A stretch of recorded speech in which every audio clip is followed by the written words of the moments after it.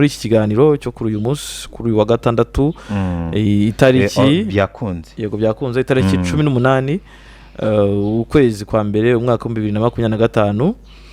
Ubu rero nta kindi tugiye kuganiraho, tugiye kuganira ku buryo intambara yo mu burasirazuba bwa Kongo ikomeje gufata indi ntera ndetse ikomeje guhindura ibintu, aho ibintu bikomeje guhinduka nyuma yaho Uburundi bukomeje kohereza ingabo nyinshi, nyuma yaho haziye uwitwa General Masunzu avuga ko aje guhana icyo bita M23 ndetse na twirwaneho, ariko noneho yamara kuhagera ahubwo ibintu bigahindura isura. Ebe turika ititangira iki imirwano, twavuga ko imirwano ikomeye, imirwano ibi bisirikare bifatanyije hamwe birimo Wazalendo, birimo FDLR, birimo FARDC bikomeje guhura n'iki nakatoroshye. Turaza kureba kandi kuri mu kibira rero ko baba komando batazwi bongeye gukora akantu karimo amashoka, naga ari inkuba rwose. Inkuba cyaje bavuga ko abantu ngo bakubiswe kwari ukuninturana, ariko nta mukomando twara inkuba. Ikintu baba bashaka kuvuga ni irony, nuvuga ngo inkuba nukuba abantu bashobora kubitwa n'ikintu batazi. Yego, ni irony, ariko mu byukuri abakora b'izino operation mu kibira n'abakomando. Operation ya 9 ya 8 ubu ni nk'iya 9 kuko bundi igiye kuba ni kwa gatanu, ariko bukera kwa gatanu. Iki kibira abantu wakibasobanurira gute? Barakizi pe, abantu bakurikira Bwiza barakizi, tereka abaje bwa mbere. Ikibira ni ishyamba rya Nyungwe ariko riri ku ruhande rw'Uburundi, kuko twebwe rigeze hano ku ruhande rwacu ni Nyungwe. Iyo rigeze mu Burundi riba ikibira. Iki kibira rero gikomeje kuba ikibazo gikomeye cyane, aho ba FRN imbonera kure na bamwe mu ngabo z'u Burundi baba baje kwigisha izi nyeshyamba bahura n'ibikomeye cyane cyane bahura n'amashoka y'abakomando, bahura n'imisumari ndetse muri operation yaherukaga bwo bano bakomando bakoreshejemo drone zitera amabombe.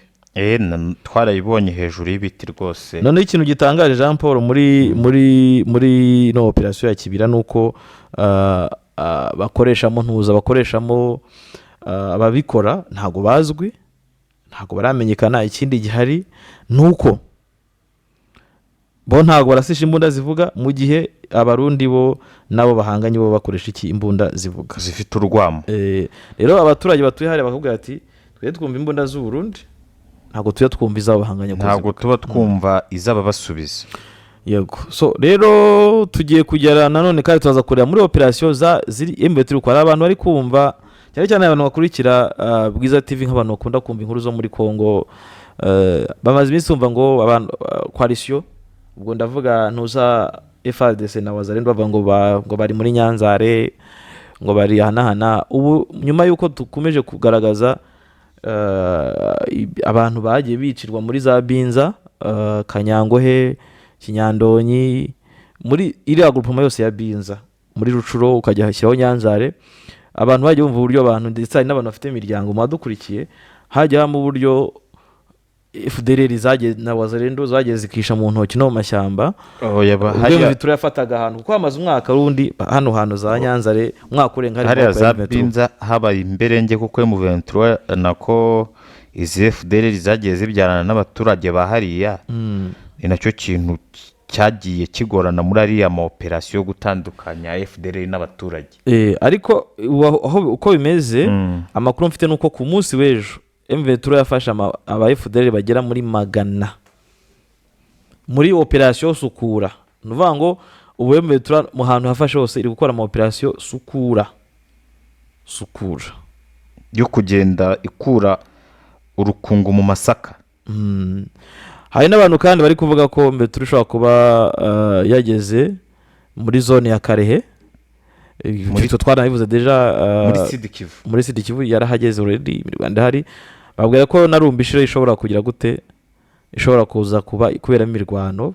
M23 ishobora kuba kuko yanyuze, ndabizi ko makuru mfite nuko M23 yanyuze mu bice bitandukanye biri buze kuganisha M23 gufata Numbi mu buryo bworoshye, bishobora gutuma ifata za Rumbishi ko Numbi ku munsi w'ejo bayirwaniragamo.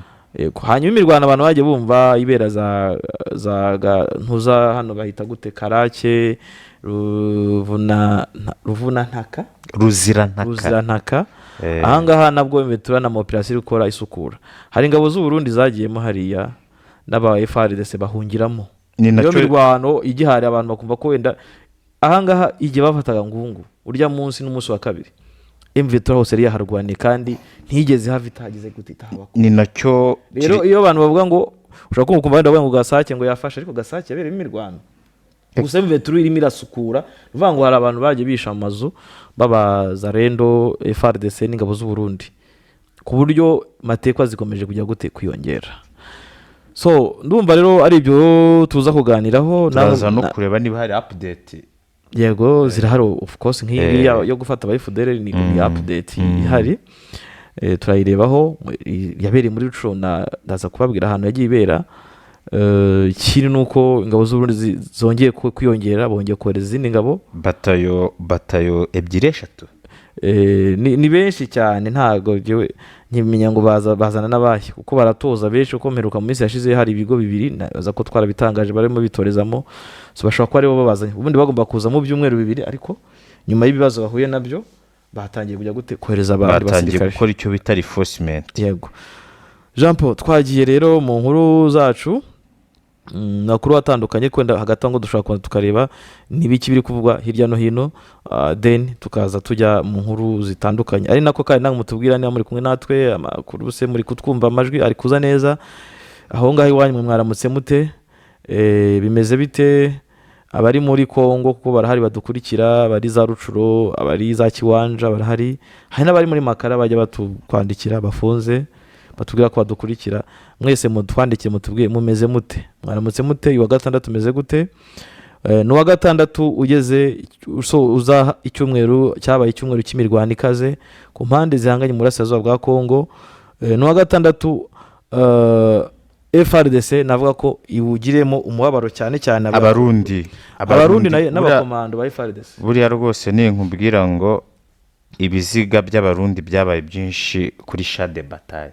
Yego ni byinshi kuko bakubwira ko abantu bamwe nubaki imirambo ikiri ku misozi. Ako tutarajya mu nkuru nzi ko nta mwanya ujya ukunda kubona wenda wo kuba wacisha amaso kuri za Instagram urebe nk'ibintu biba bigenda bivugwa. Abantu muri iki cyumweru habaye ibara rimeze. Video yakugezeho video ijyanye n'ibiki Jean Paul? Ijyanye n'ibiki? Siko wibera koko, wibera mu ntambara. Genda nibera mu ntambara. Na video yakugezeho imeze gute se? Yo kuba bavuga ko y'umukobwa wikoresheje icupa. Narabyumvishe, numvishe n'abantu benshi babikoraho comment, ariko se igihe turimo rega abantu bari kurwana n'ingaruka za mass media, uko hazaho social media, ibitangazamakuru byinshi, hazaho kureba amateleviziyo atandukanye, abantu bagenda batiye imico y'ahandi. So abantu rero bo mu Rwanda nabo urumva nyine bamaze guta umuco, ntago ari ukuvuga ngo bamwe mu bakobwa, sibaza ko n'umukobwa byabayeho aho bivuga ko ngo yakoresheje icupa rya Heineken, kuko abantu nibari kuri social media za tweet Heineken niyo iri kuba shared cyane. Abantu bose ubu ngo bari kunywa Heineken kubera icyo kibazo. Oya, ahubwo bari kuyinywa cyangwa bayivuyeho kubera ibyo yakoresheje. So nakasa mutwe rero. None si wayibonye video? Nayo nabonye, nta niyo nkeneye kuri Jean Paul. Izo video z'urukoza soni ntago rwose jewe nabireba. Ntago ibyo binshishikaje ishinga no gukora inkuru zifite umumaro, inkuru zo kuvugira abaturage, inkuru zo kuvugira abantu babaye aho ibyo by'abazarendo, nabo nabazarendo nabo ngabo. Cyokora nabonye abantu benshi baravuga ko ngo isi igeze kure. Kubera iryo cupa se? Kubera ibyo bintu biri kuba nose wumvishe n'ibyishya ry'umujyi wa Los Angeles ko ngo abantu bivovose ngo bakikomanga ubwabo bagatuka Imana. Abari abanyamerika gusa tubihuje na politike twibereyemo. Iri shyari rya Los Angeles riraza gutuma abantu benshi babona ubwigenge. Ibihugu abantu benshi bari kurwanira ubwigenge, nari kurwanira revolution yabo, bafatirana abanyamerika bakiri muri aka kajagari ko guhisha umujyi, kubera ko abanyamerika ubu ntafite umwanya. Los Angeles ni umujyi wari ukomeye cyane, bako wari icyitegererezo muri Amerika. Kuba rero wabona hanirizaga n'amafaranga by the way. Kuba wabona rero abanyamerika uyu munsi bari kuri uwo muriro ni ikintu ubona ko abantu bakwiye guprofita, ahubwo nka M23 ari kwiye guprofita igafata ibice byinshi. Ubukwe bwa Vestina warabutashye? Nabibonye kuri social media. Yashakanye n'umugabo w'imyaka 42. Bitwaye iki? Hari ikibazo kirimo? Uyu mukobwa, uyu munyaburkina Faso bahuriye he? Ni umusitari rega Jean Paul. Ari ibintu tudakwiye gutinda. Umukobwa ni umusitari. Kuba yahura n'umunyamahanga bagashakana nta kibazo. Hanyuma abari kugumya kuvuga imyaka ngo umugabo aramuruta. None se ubundi nitegeko gushaka umugabo mungana? Nitegeko gushaka umugabo mungana? Cyangwa ni by'amatiku y'abanyarwanda n'ibindi bazanamo bidafite icyo bivuze. Jewe ntago mbona ko uyu mukobwa ahubwo azagira urugo ruhiri. Kuko ibintu bazanamo byo kuvuga ngo yashakanye n'umugabo ngo umuruta ngo n'umunyamahanga ngo bahuri ikindi ngo nibwo kirangiza secondaire, no se kaje secondaire ubundi agiye guhiga. Abantu baravuga ati niba uriya mukobwa yarasambanya agatwita nge kuki ntasambana ndinde? Ni umwadeperi. Ngo yagiye ngo ari imvutsi. Birashoboka. Urumva rero ariko abo bose so iyi weekend twabaka ari weekend yari bize cyane, irimo inkuru nyinshi cyane zivugwa, ariko twebwe turigira mu bya politiki. Turigira kandi weekend ni weekend ka tujye kwanza twigire muri Asazuba bwa Kongo. Ni weekend irangiye umukuru w'igihugu abwije ukuri cyo bita abadiplomate mu musangiro cyangwa se muri dine yabaye, aho umukuru w'igihugu nahonye ari niyo nkuru iri kuvugwa kuri iyi si, niyo nkuru ibinyamakuru byinshi biri kuvuga, aho yabwiye abadiplomate dushobora kukanyuramo. Yababwije ukuri ndetse umukuru w'igihugu cy'u Rwanda, ego turi muri politiki ubu ngubu twagiye rwose. Yabwije ukuri abo bantu bari batumiwe, kandi ngo yari yasabye ko ijambo rivuga nyuma barangije kurya kugira ngo bataza kubura peti. Ijambo rikaze yavuze, aho avuga yanavuzemo idiot, ariko ntiyagaragaje umuntu abwiye umuntu winjije cyangwa se w'igicucu yaravuze. Hari igihe umubyeyi abana be abashaka kubabwiza ukuri akabanza akabagaburira. Hano perezida ntago yabwiraga abana, abantu birirwa bavuga u Rwanda, birirwa bavuga ko u Rwanda ruri muri Kongo, babandi birirwa bashyigikira FD niwe yabwiraga ukuri kweruye, yababwije ukuri. Ahangaha rero mu ijambo ry'umukuru w'igihugu jewe nejo narivuzeho, iri jambo rifite ibintu byinshi kandi ribwira abanyarwanda ubwabo. Nuvuga ngo buri munyarwanda wese akwiye kumva ko hari umwanzi u Rwanda rufite. Bimwe tujya dutangaza bati murabeshya, abandi bati sibyo. Hari perezida bankoreye akantu keza kabisa. Tujya dutangaza inkuru bati sibyo, bati murabeshya, ariko hano perezida yabwiye buri muntu wese w'umunyarwanda ati nubwo uryo ukaryama ariko umenye ngo hakurya y'Akanyaru hari umwanzi wawe, hakurya y'ikirunga cyangwa se ruguru y'ikirunga hari umwanzi wawe utakwifuriza gusinzira, wa wundi ukorana na FDLR isaha n'isaha n'ibyo wagezeho byose ashobora kuza akabisenya. Bivuze ikire, bivuze ko buri wese, hari umuntu umwe twari tubiganira n'umugore amubwira ati bivuze ko buri wese akwiye guhora avuga ati nyamuneka nta kintu na kimwe gikwiye kujya gutekuza guhungabanya umutekano w'igihugu, ko n'igihungabanya umutekano w'igihugu nawe ubwawe uzabigenderamo. Ariko hari irindi jambo yavuze ko u Rwanda ari ruto nta tere yo kurwaniramo ihari. Yego, ibyo n'umugabo yarabivuze. Ka turebe perezida rero Kagame hano inkuru iri kuri bwiza.com aho yahaye gasopo ibihugu by'ibinyembaraga. Hano yarababwiye rwose, yabwiye imiryango mu ijambo ry'inkuru uko naryumvishe, hano yabwiyemo imiryango mpuzamahanga, abwiramo ibihugu, kandi kuko hano hari abadiplomate bahagarariye ibihugu byabo mu Rwanda, urumva barimo n'imiryango. Aha rero perezida Paul Kagame yabivuze kuri wa kane aho yari yakura inzira ku murima ibihugu by'ibihangange, abimenyesha ko nta mbaraga na nkeya zishobora gutuma u Rwanda rwishyura ikiguzi nk'icyo rwishyuye mu myaka 30 ishize ubwo habaga jenoside yakorewe abatutsi. Iki nicyo yababwiye.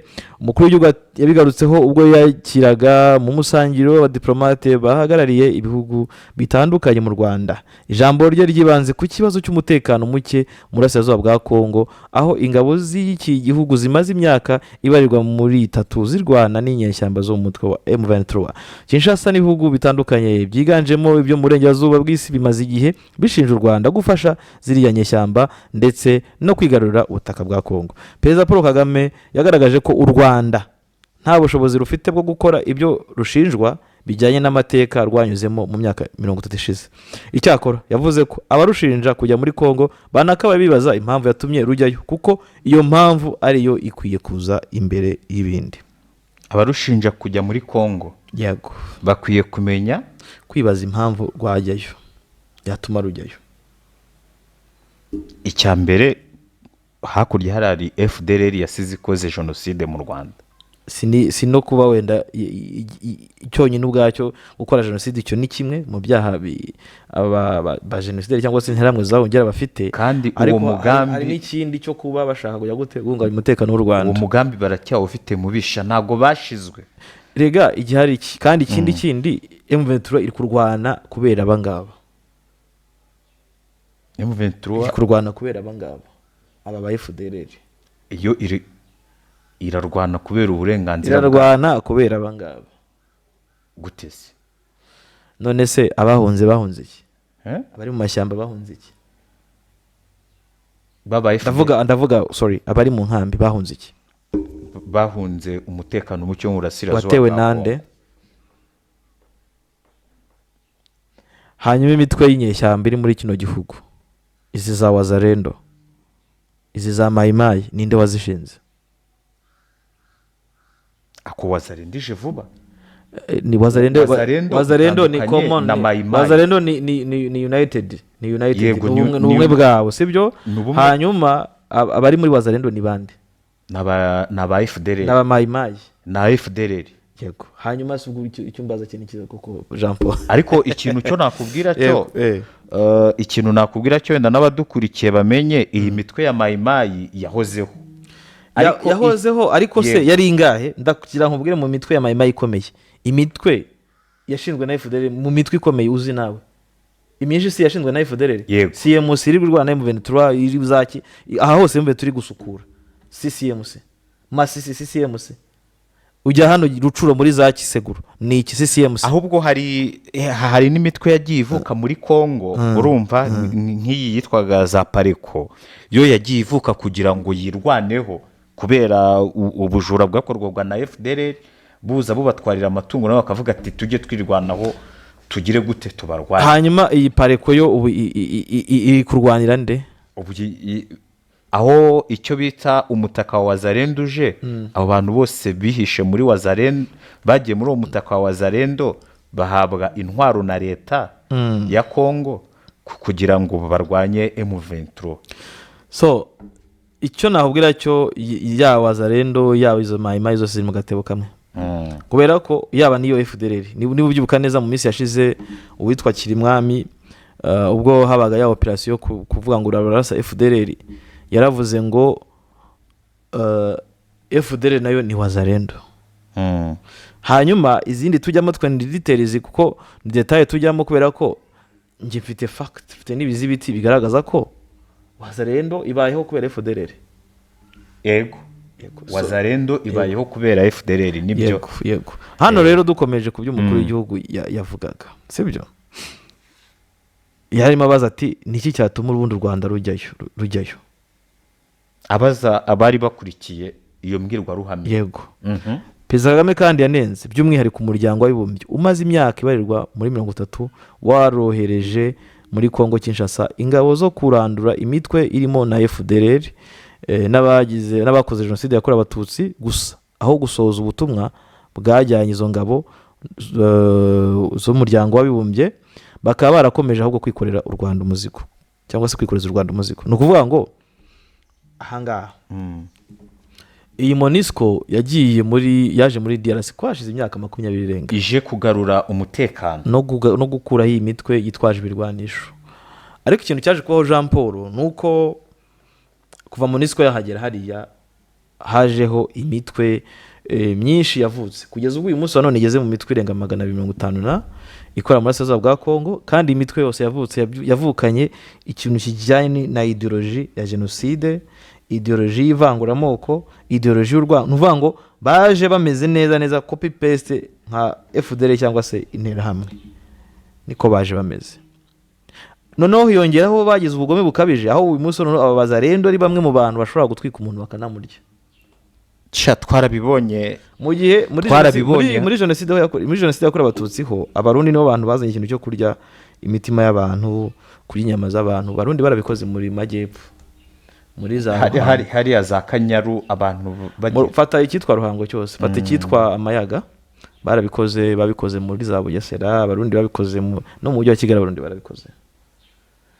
Noneho rero bageze abangaba bahunze bageze muri Kongo mu gushaka umutaka bashobora kubamo, kuko urabona izi za CMC, izi za niba ba EPSLS bahunde bano ba Janvier Karayire, babwira ko Janvier Karayire we ari mu bantu birirwa bavuga ko Imana yamweretse ko agomba guherekeza FDL akageza mu Rwanda, ayifasha. Yego, agomba kwifata mu mugongo akageza mu Rwanda. Ako na Tshisekedi niko bimeze. Yego, nyine icyo ashaka kwereka spirit cyangwa se umwuka uba mu butegetsi bwa Kongo, uba mu gisirikare, uba mu wazarendo, nta ushaka kutandukanyiriza na FDL. Njye naho nakunze kwibaza, ndetse n'abayobozi b'u Rwanda bibaza bati ubundi wa mugana u Rwanda ni ukubera iki ubundi rudakwiye kujyayo, ko hari kozi irahari. Kandi kozi ndavuga kozi yaba FDL ndetse n'abangaba igihe yaba successful, u Rwanda nirwo rwabigendera mu kaga. Kandi impamvu n'u Rwanda ruba rubivuga nuko rugenda rubona ibimenyetso. Urabizi barashe mu Kinigi ejo bundi, urabizi nk'ama operation bajyaga bakora baza kuderoja za Busasamana n'iki. Ngo urumva nta kintu ahubwo u Rwanda kuki rutajyaho meki. Simbizi nanjye ibyo ngibyo, sinzi igisubizo wasubizwa n'umuvugizi w'ingabo z'u Rwanda ndetse n'umukuru w'igihugu ashaka, ariko umukuru w'igihugu afite igisubizo atanga kiratomoye, ntirwa njya kuvuga byinshi.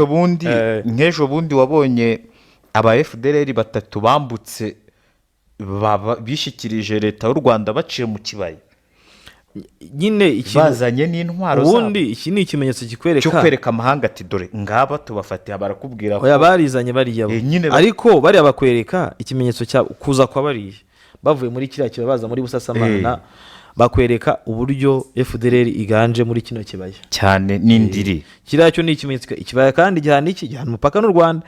Abantu bajya babona tujyayo neza, nigeze no kugera kuri borone ya 18 18 yigezeho, ariko uduhema twabo watubona nko muri metero 200. Ariko ufite ubwo uvuga uti nk'ubu koko uyu muzarera aramutsaje namukizwa n'iki. Uzi ko ngiye hara muri kiriya kibaya igihe biba ihene z'abaturage 54 bicura muzehe Rusaku Busasamana. Nagiye kureba ahantu izo hene bazizituye, abazarendo abo ba FDL bakatwirukaho. Ngize ngo ndagize gutyo, umusirikare w'u Rwanda agahita mfata akavuga ati tuza ntago barenga hariya. Amaso ku maso bazarendo babirukanye se. Nge banyirutseho igihe bafataga ziriya hene 54 za muzehe Rusaku. Twagiyeyo kuko nawe aho ngaho barahamwiciye uwo muzehe Rusaku. Ese nuriya baherutse kwica hara mu kibaya. Ngewe njyayo, abazarendo abaturage baho baramenyanye. Ngewe narirutse baravuga ati buriya humura, batubonye ko turi benshi ntago bazi, tubabona nk'ahangaha ku ipera. Bakwegereye? Ngewe ndiruka ngize gutya, umusirikare yavuga ati mwahureze umusirikare ko baba batagaragara. Mwahureze umusirikare ko batagaragara. Urumva naravuga ati batamfatira hano. Umusirikare avuga ati tuza wowe. Urumva baba barebana basomana, bararebana gusa baca muri humye. Baca muri humye bakaza gatwara nk'inka z'abaturage, bagatwara intama, ihene n'ibijurega. Nicyo kikwereka nyine kozi yabo, bamenyereye ishyamba. Kozi yabo ni ukurya iby'abaturage by'ubuntu, ni ugusara aho utabibye, ukarya amatungo utoroye. ikindi ni ukwica. erega buriya izi nterahamwe cyangwa FDLR ni kimwe mu bintu byatumye muri Congo imitwe yitwaje intwaro yiyongera mu rwego rwo kwirwanaho. Ugasanga nk'ahantu za Ngungu tuvuga haba ibikuyu by'inka kwa Gasuku, aba ari abantu bafashe imbunda, atari ukuvuga ngo nuko bari bashaka kurwana, ahubwo bafashe imbunda kugira birengere barengere n'ibyabo, kuko uzi ko bazaga uri kumwe n'umugore wawe bakagukura nko kubiryamirwa bakabijyana uri umugabo, bagasasa uburiri bwawe wari uryamye bakabijyana wowe ugasigara utumbaje. ari FDLR bikoze. We baravuga ati mu rwego rwo kwirengera nk'abagabo nk'abasore tubyara twakora iki? Ni kwizo za ntuze zavutse abo babigembe bafata intwaro izo za Pareko, abo ba Mugabo n'abandi bagiye batandukanye. uretse uno mu FDLR wanditse hano ngo RDF ngo irimo irasubizwa inyuma, ngo muraza kubona bageze Rubavu se bayigiramo gute? Niko mwe aba ni aba FDLR baradukurikira ngo aba FDLR n'abazendo baradukurikira. Reba kuri comment abantu bakunsubiriza jye sindi bugusubize, kuko mbasubije bituma njya mu bintu byinshi cyane. Urumva nyine ni muri ubwo buryo abantu bahariya barakaye nabo bagafata intwaro, ariko nyine icyo shaka kugaragaza ni ukuvuga ngo imiryango mpuzamahanga ndetse na even na MONUSCO bo ntibitaye kuba umuturage wahariya wakuye mu bye akajya mu nkambi cyangwa agahungira mu bihugu baturanye, ntabwo bitaye kuba yarahunze cyangwa se kuba ari ubuzima ariko ubwo ari bwo bwose. Bo barareba kugira akajagari k'imitwe y'inyeshyamba muri kino gihugu cyangwa se muri kiriya gice bizana inyungu nyinshi cyane. Icyambere, urabona bari muri area zibamo amashyamba, bashobora kubonamo imbaho, bashobora kubonamo ubucukuzi bw'amabuye, ibintu byinshi cyane bishobora kuvayo. Bino bintu babibona mu buryo bw'akajagari bw'akavuyo, sibyo? Kuko iyi mitwe y'inyeshyamba n'aba bahariya barwanira hariya nibo bantu usanga bayoboye ibirombe, nibo usanga bafite. Hari umuntu ambwira ko hari umuyobozi umwe muri FDLR ngo ufite ibuye rihenze cyane yabuze aho agurisha. Imboni yacu niko yambwiye ko ngagenda nibuye yambwiye rihenze, nibuye rihenze cyane. Ryitwa gute? Gasegereti? Oya, rirahenze cyane, rirahenze. Orfram. Nibuye rihenze, ifata ibuye rihenze. None se ryitwa gute? Reka wirimbaza. Ntago ndyibuka. Yabuze isoko? Yarigurisha hese.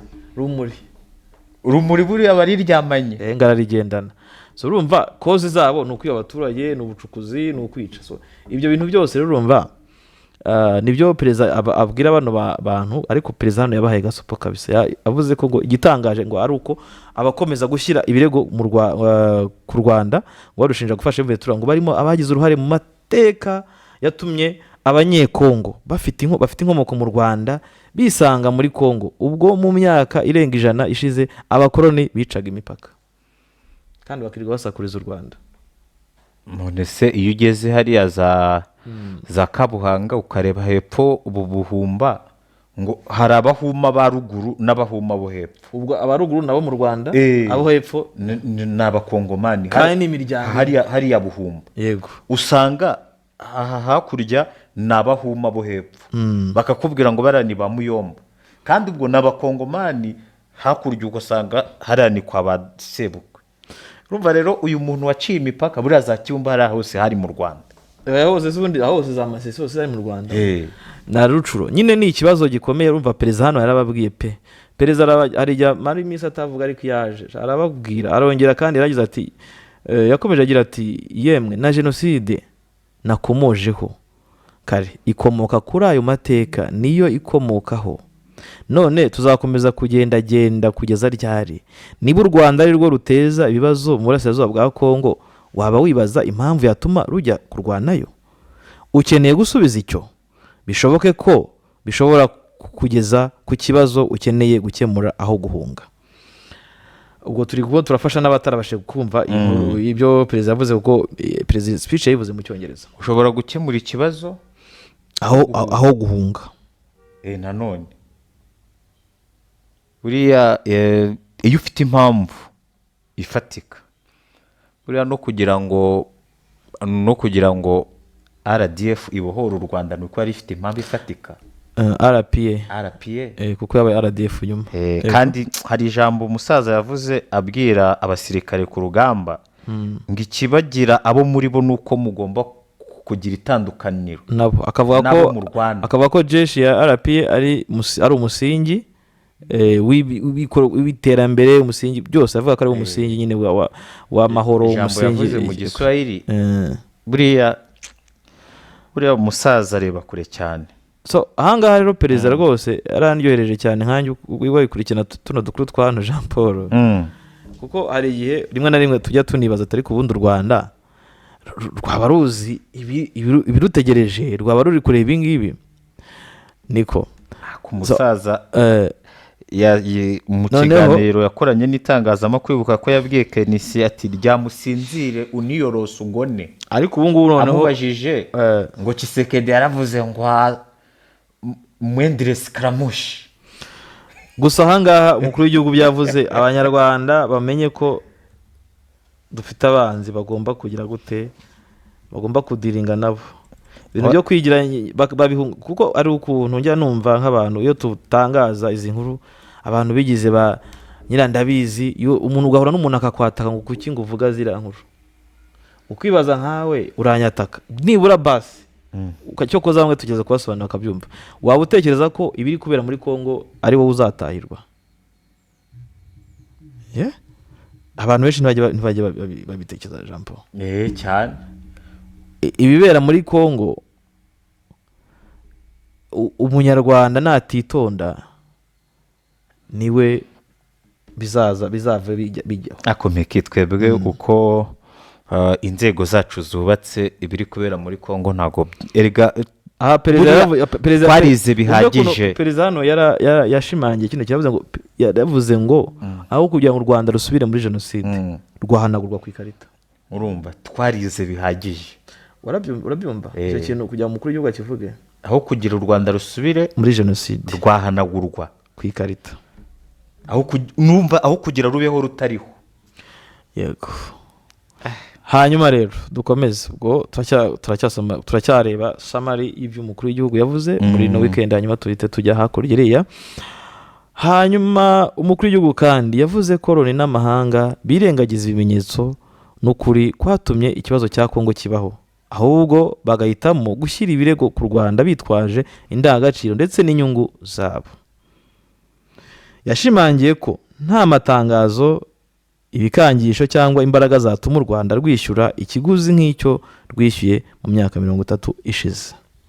Ati reka mbabwire, twishyuye ikiguzi kinini kiruta ibindi mu buzima bwacu. Iyi jenoside dushobora gushyirwa mu bibazo tukanababazwa mu buryo bwose bushoboka, ariko ntituzigera na rimwe dusubira kujya kwishyura ikiguzi nk'icyo twishyuye mu myaka 30 ishize.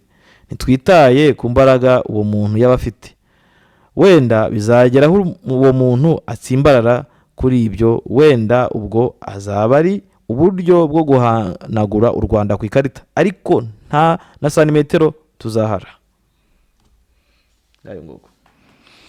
Ryari ijambo rikakaye riri kuvugwa hirya no hino ku isi. Nabonye BBC yavuze, nabonye nuvuga ngo ni ijambo muri Kongo, noneho niyo nkuru iri kuvugwa mu binyamakuru byabo ku ma social media.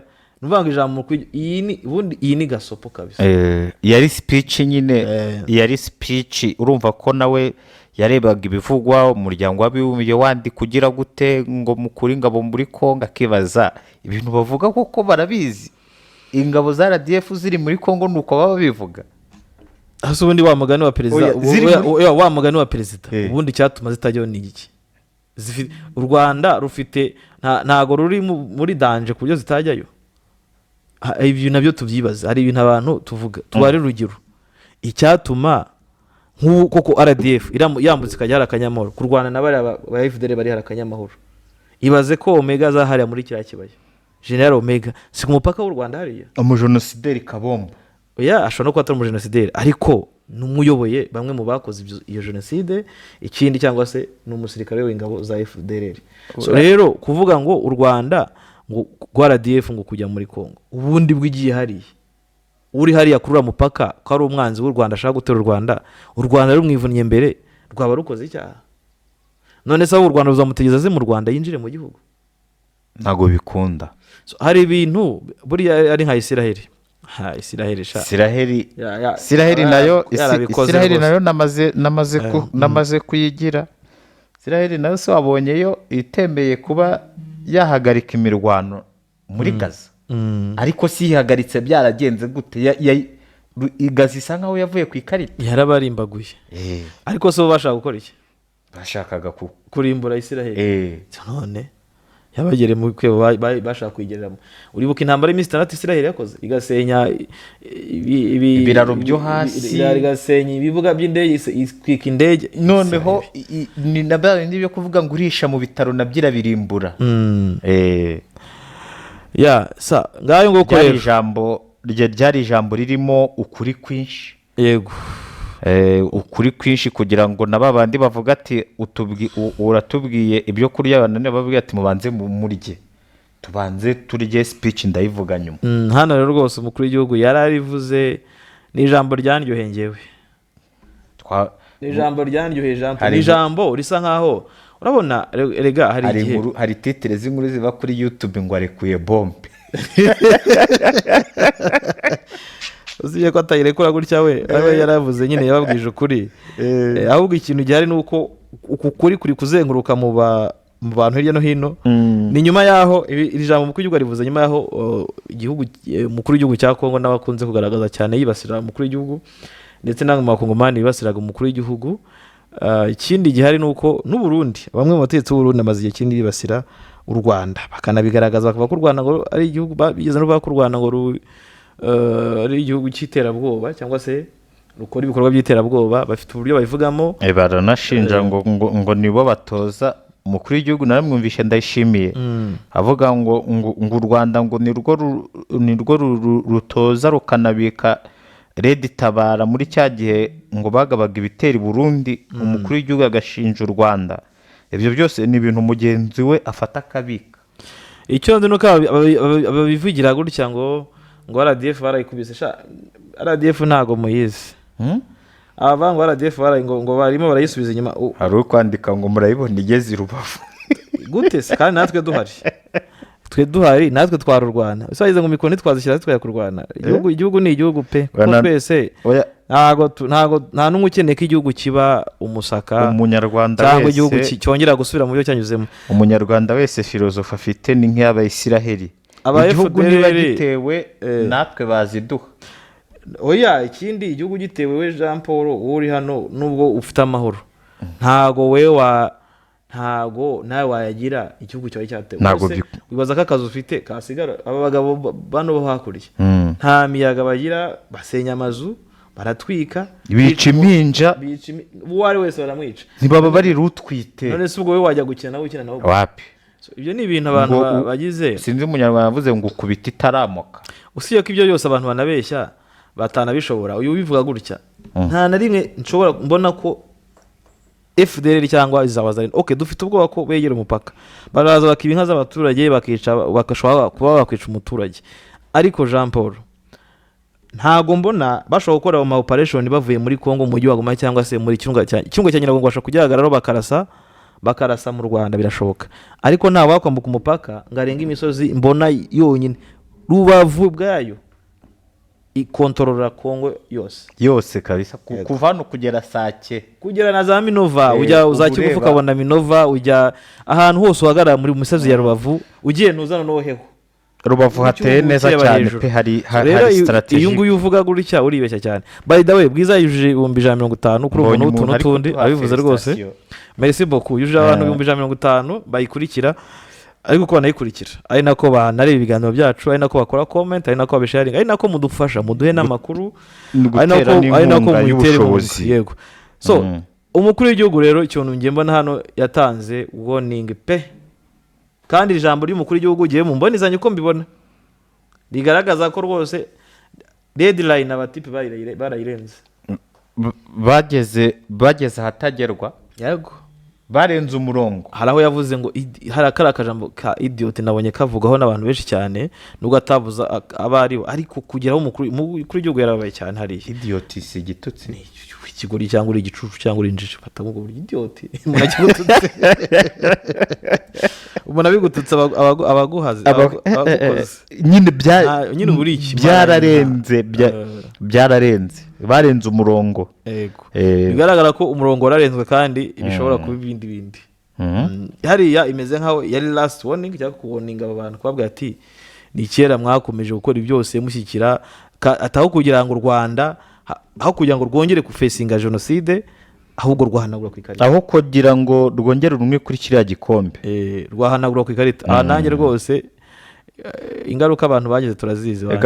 Umugabo uriho utariho yakavuyeho, umugabo agomba kurwana paka umwuka wa nyuma. Yego abavuga rero ko Rubavu bahagera, Rubavu ntibishoboka pe, baca hese. ahubwo ntegereje bamwe muri mwebwe muza mu minsi mike, ntegereje abantu muri aba bantu banze gutaha ndetse n'abandi bandi turi Rubavu tubategereje. Hano muri FDLR harimo abantu bumva amakuru yo kuba bataha uza mu operasiyo yagiye. Dawe reka twigendere tuhe amakuru abantu, turagira tunagaruka tuza no kujya mu Rwanda turi ku bantu bahawe imyanya.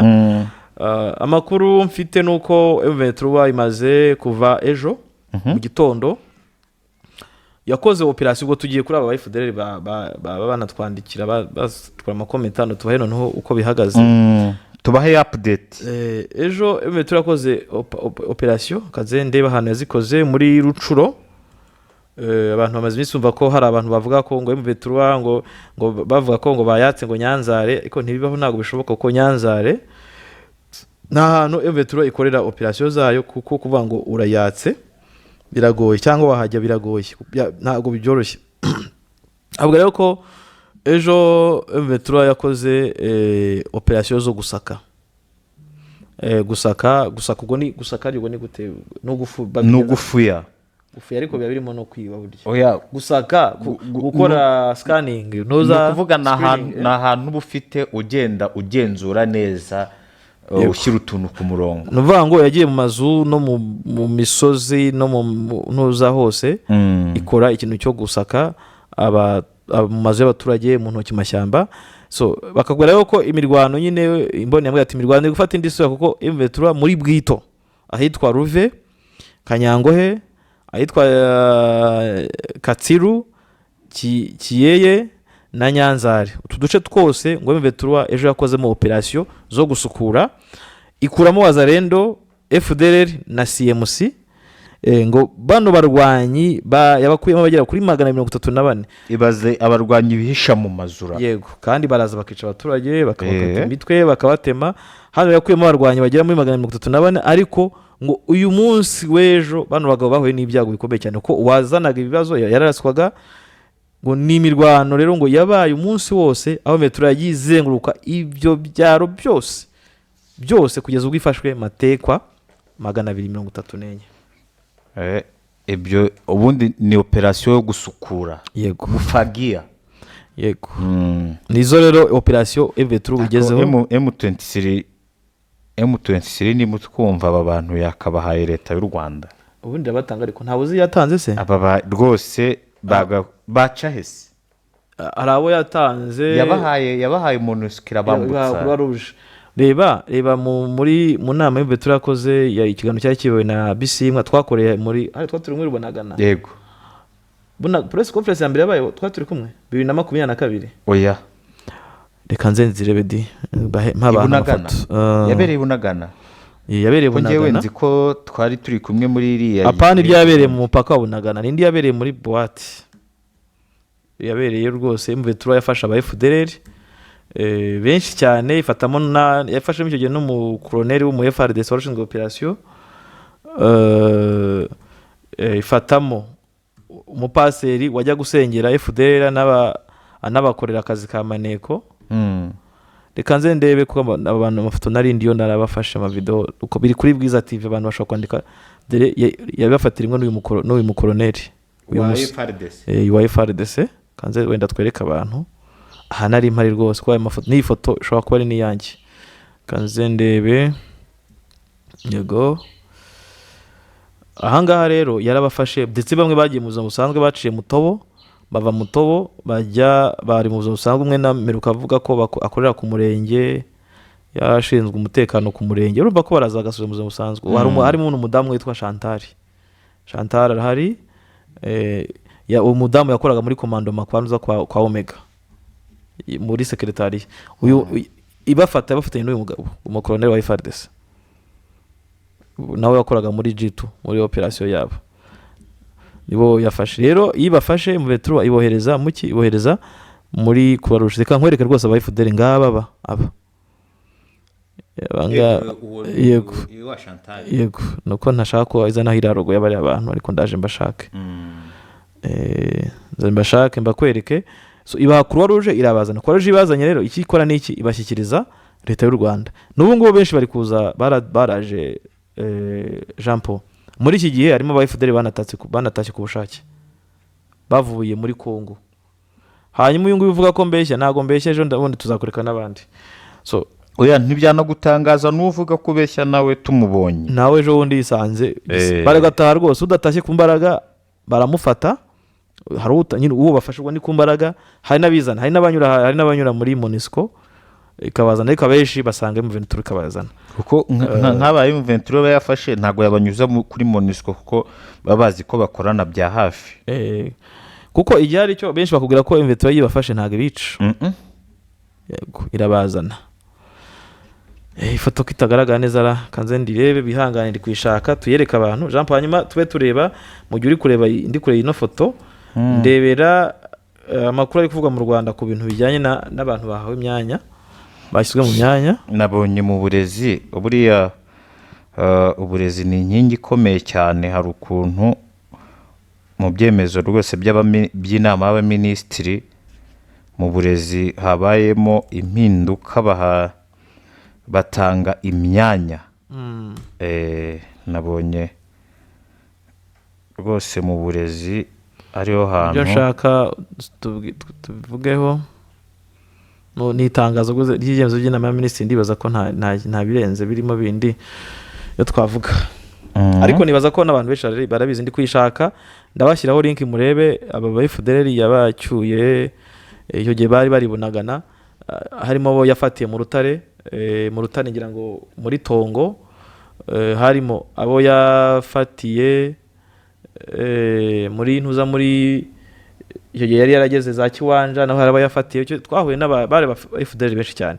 So icyo twabwira abantu ni uko muri operation yo gusaka ejo muri Bwito hano muri itu duce navuze, M23 yakuyeyo matekwa 230 na zingahe, kandi ibikorwa bikaba bikomeje. Abangaba yafashemo biganjemo aba FDL, biganjemo CMC iyo tuvuze CMC nayo ni nk'aba FDL kuko bafitanye CMC ni FDL, ni nka twavuga ko ari nka FDL ya kabiri kuko urumva nk'iyo habayeho wenda nk'icyemezo cyo kuvuga ngo barahiga FDL ihita iba CMC na Nyatura, kandi ubwo cyo kimwe na Nyatura nayo ni nka FDL buriya.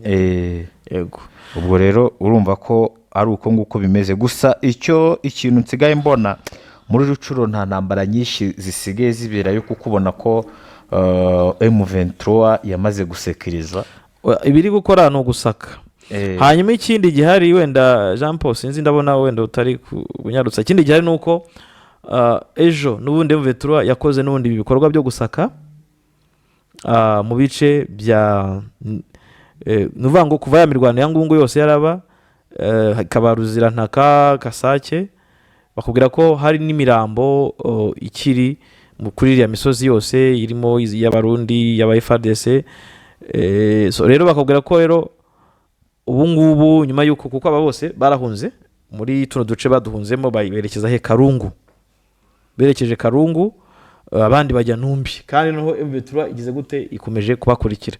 Babwira rero ko ku munsi w'ejo nabwo M23 irimo igira gute isaka muri turaduce. Ariko umuntu akibaza kubera iki buriya ikintu gitumye mu M23 wenda yafata nk'icyemezo cyo kwerekeza Sud Kivu nuko ari kubona ko ariyo nzira y'abarundi cyane.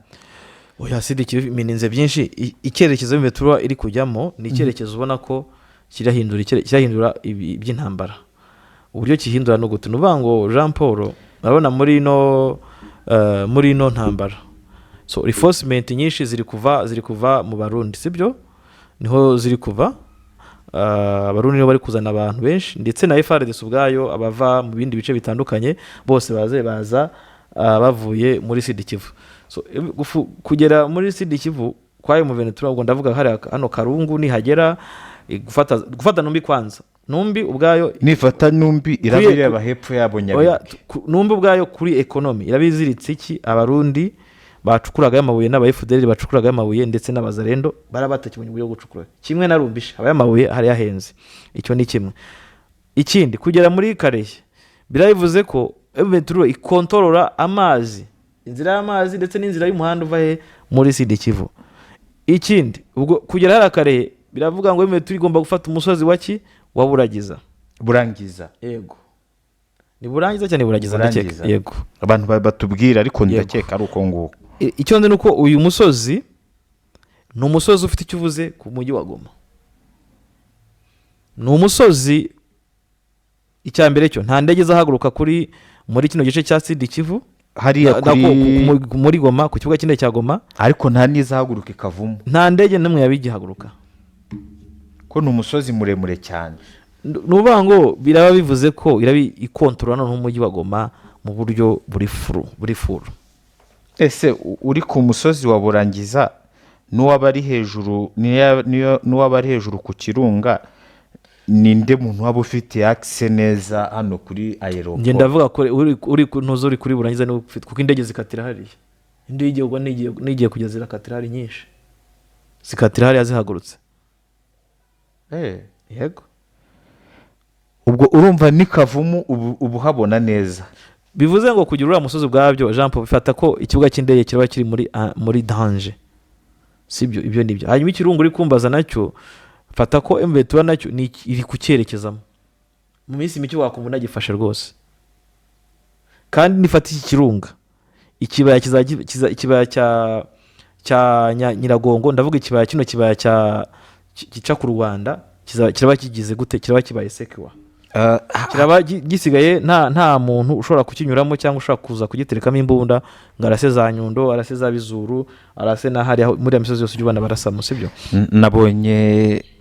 nabonye video ya Wazarendo bo baniyemereje bidasubirwaho ko M23 iri ku musozi wa Nditi cyane riyerega aho wababonye munsi bavuga ati pale ni Nditi atarakini shida yenye tuko nayo mayi tunateseka tuna mayi wana mayi amazi yo kunywa ntayo yabashira babuze amazi aho bari babuze n'ubwamanuka urumva babuze n'ubwamanuka ngo bajye kuvoma baramanuka bateze ko imeture ibari hejuru hapa tuko na corner deuxième section hapa ebana tunateseka hapa nabo ya video rwose ubona bafite za rocket ariko ubundi Nditi uruvuga ngo nabyo abari ku ruhande rwa leta ya Kinshasa bavuga Nditi kuva M23 yamara gufata uriya musozi wa Nditi bayisabona ko umujyi wa Goma ugiye muri danger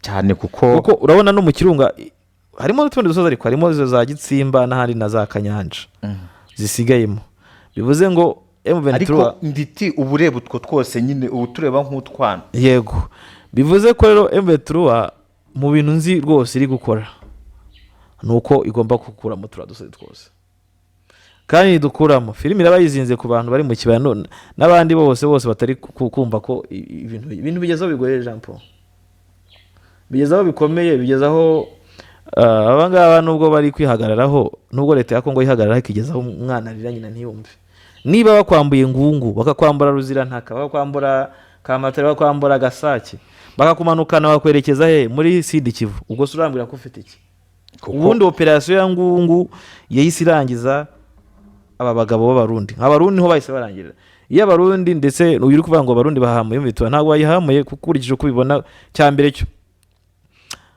ninde muntu uri gukora report tactique muri zino ntambara report tactique yego ninde uri kuyikora kwiruka yego FARDC bakiri gukora report tactique urase area ni report tactique biko bavuga ninde muntu uri gukora kuri tactique. ariko ejo tuganira nagarutse buriya M23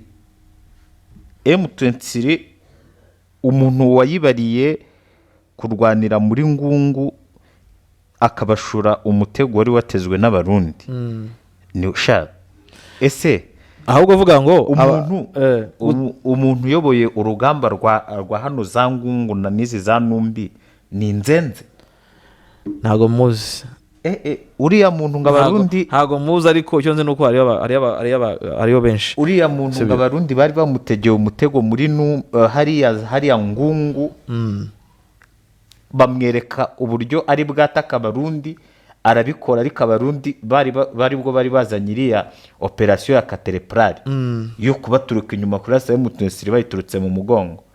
M23 nakubwiye uburyo yabashuye kara kanyobwa irakarya irabarasa abarundi bariruka ahubwo isigara ifite reinforcement zigiye kwataka abantu bagiye kubarasa baturutse mu mugongo.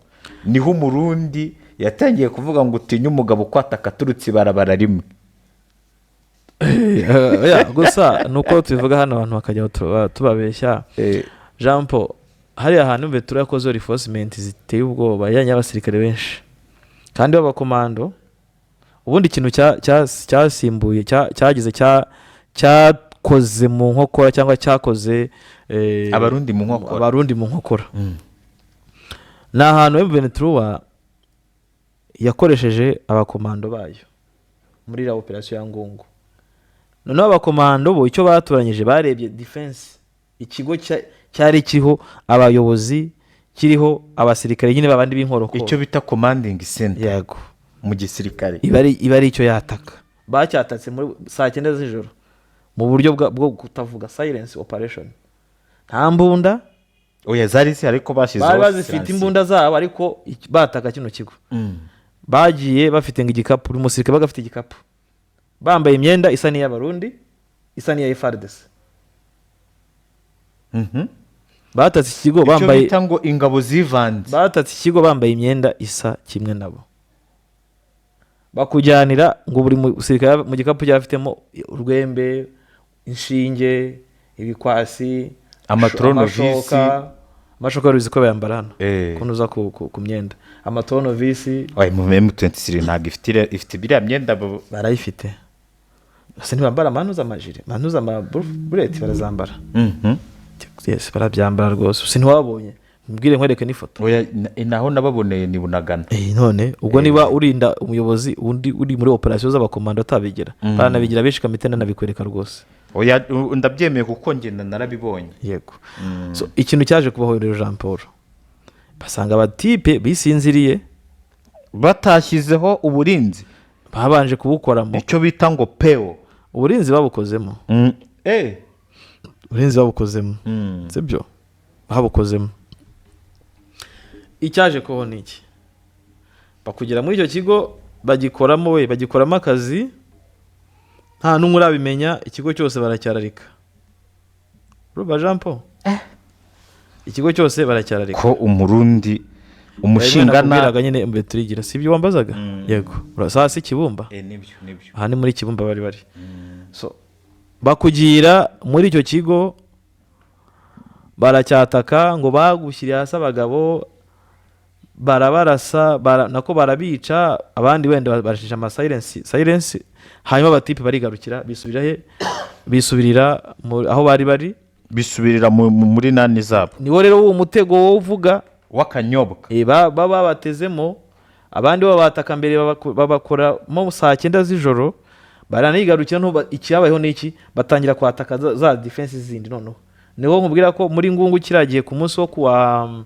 hari kuwa kagaje mpari kuwa gatatu hari kuwa gatatu buriya hiriweyo uburyo bwo kuba Ventura yarasaga ikijyaruguru n'undi mu Ventura class ikijyamajyepfo nuvuga ngo babakubitiraga mu bice bitandukanye ubundi hari systeme muri football bitango kame nkabyinane agosha droite akagukubitira iburyo akakugarura n'ibumoso urabona ko abarundi bacitse intege kuko nicyo cyateye uriya bavuga Ngungu abarundi bati Ngungu Ventura kubiswe Ventura bazwe Ngungu haje operation noneho ikindi cyabayeho hariya ikindi cyabayeho hariya abantu wenda nacyo tukibabwire buriya muri no ntuza ya ngungu hajeyo n'abakomando ba FARDC special force bano bahungu nabo barakaze kuko urumva nabo babaye trained abarundi barutwa na FARDC ni nka wazarendo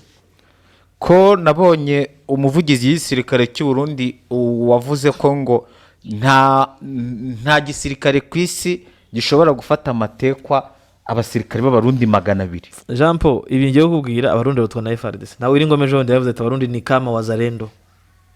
Umuvugizi wa M23 mu kiganiro twagiranye na Bwiza ajyanye na Bwiza ejo bundi yavuze ko namumaje se ingabo z'ubundi kari nyinshi cyane ntizizabamara ati warundi ni kama wazarendo. Yavuze ni wakuta bangi siko nambwe se bavuta bangi yes ngo nabanywa rumogi ni wavuta bangi kama wazarendo sibyo.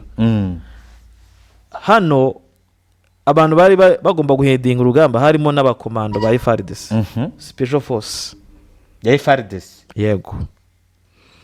Noneho iyo special force ya FARDC iraza bajya ahantu ku musozi bagomba gupangiraho urugamba bari abantu bajya muri 20 na bangahe bari gukomanda urugamba bagomba kwiga urugamba tera uko iteye uko bagomba kurumva nawe uko M23 twara abakomando n'abasnipers bagomba kurwana n'abandi bashanya urugamba ku rugamba ni script cyane kuko haba ubundi hari icyo bita wenda aba FARDC hari icyo bagira bita ngo haba S4 S3 urumva ndetse na S3 niwe muntu buriya ngo uko ushushanya urugamba abereka inzira murataka muciye ahangaha mu marembo aya naya nibigenda gutya turahurira ahangaha kuko n'umuntu ba ibyababwira barabigenzuwe noneho n'ubu ufite map yego biragenda gutya na gutya ariko nibiba ngombwa ko biza guhinduka gutya na gutya le plus stratégique turahurira hariya kuko abajyaha ntago bikunda. Nuvuga ngo ukuntu byaje kugenda aho ngaho aba bakomando baje gupanga urugamba muri icyo gihe harimo aba basaza baba FARDC ntago bari abasaza bari abantu bakiri batari ko basi abantu nyine bize baba senior officers sibyo. Icyaje kubaho ni iki rero icyaje kubaho nuko M23 yateye ikibombe muri baba plana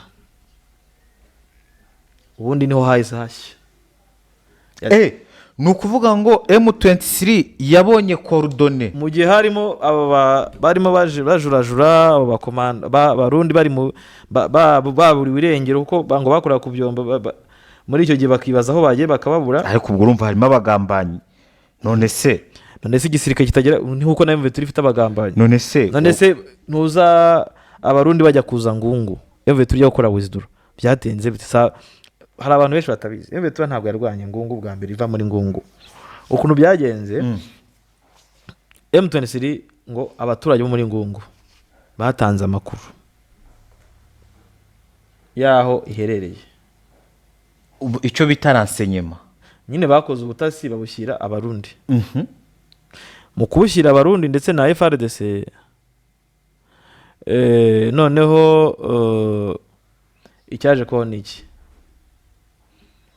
ngo uwitwa Ntuza Gakufe ni colonel ni wari uri hariya ngungu afata amakuru yuko aba baturage bagize gute batanze ndetse batanze amakuru kandi icyo gihe urebyuka ko abarundi bari bakoze deployment bava Karungu binjiramo hariya mu Ntuza muri Ntuza baje ari benshi baje barenga bataye 6 yego bataje turumva n'abasirikare banga bagera mu 5,000 ni benshi bari benshi pe binjiramo hariya Gakufa bibonye aravuga ati kuko urumva nka M23 ntabwo ifite element cyangwa se ntabwo ifite abasirikare benshi erega nubwo mva ngo barwana za ngungu no operation ikorwa n'abasirikare batageze ku 100 kandi bagatsinda brigade zingahe ntago bageze ku 180 bangahe yego icyaje kubona iki rero Gakufi ngo babwira abasirikare gukora iki withdraw bakora withdraw icyo bita kwikubitisha inshuro. bakoze repuri tactique nyine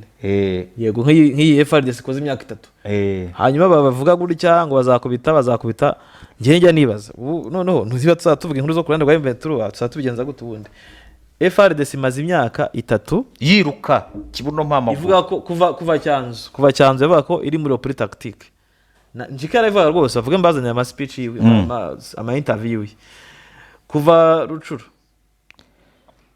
haryo ubwo repuri bayita repuri strategique mu kinyarwanda si ubwo twabyita gute?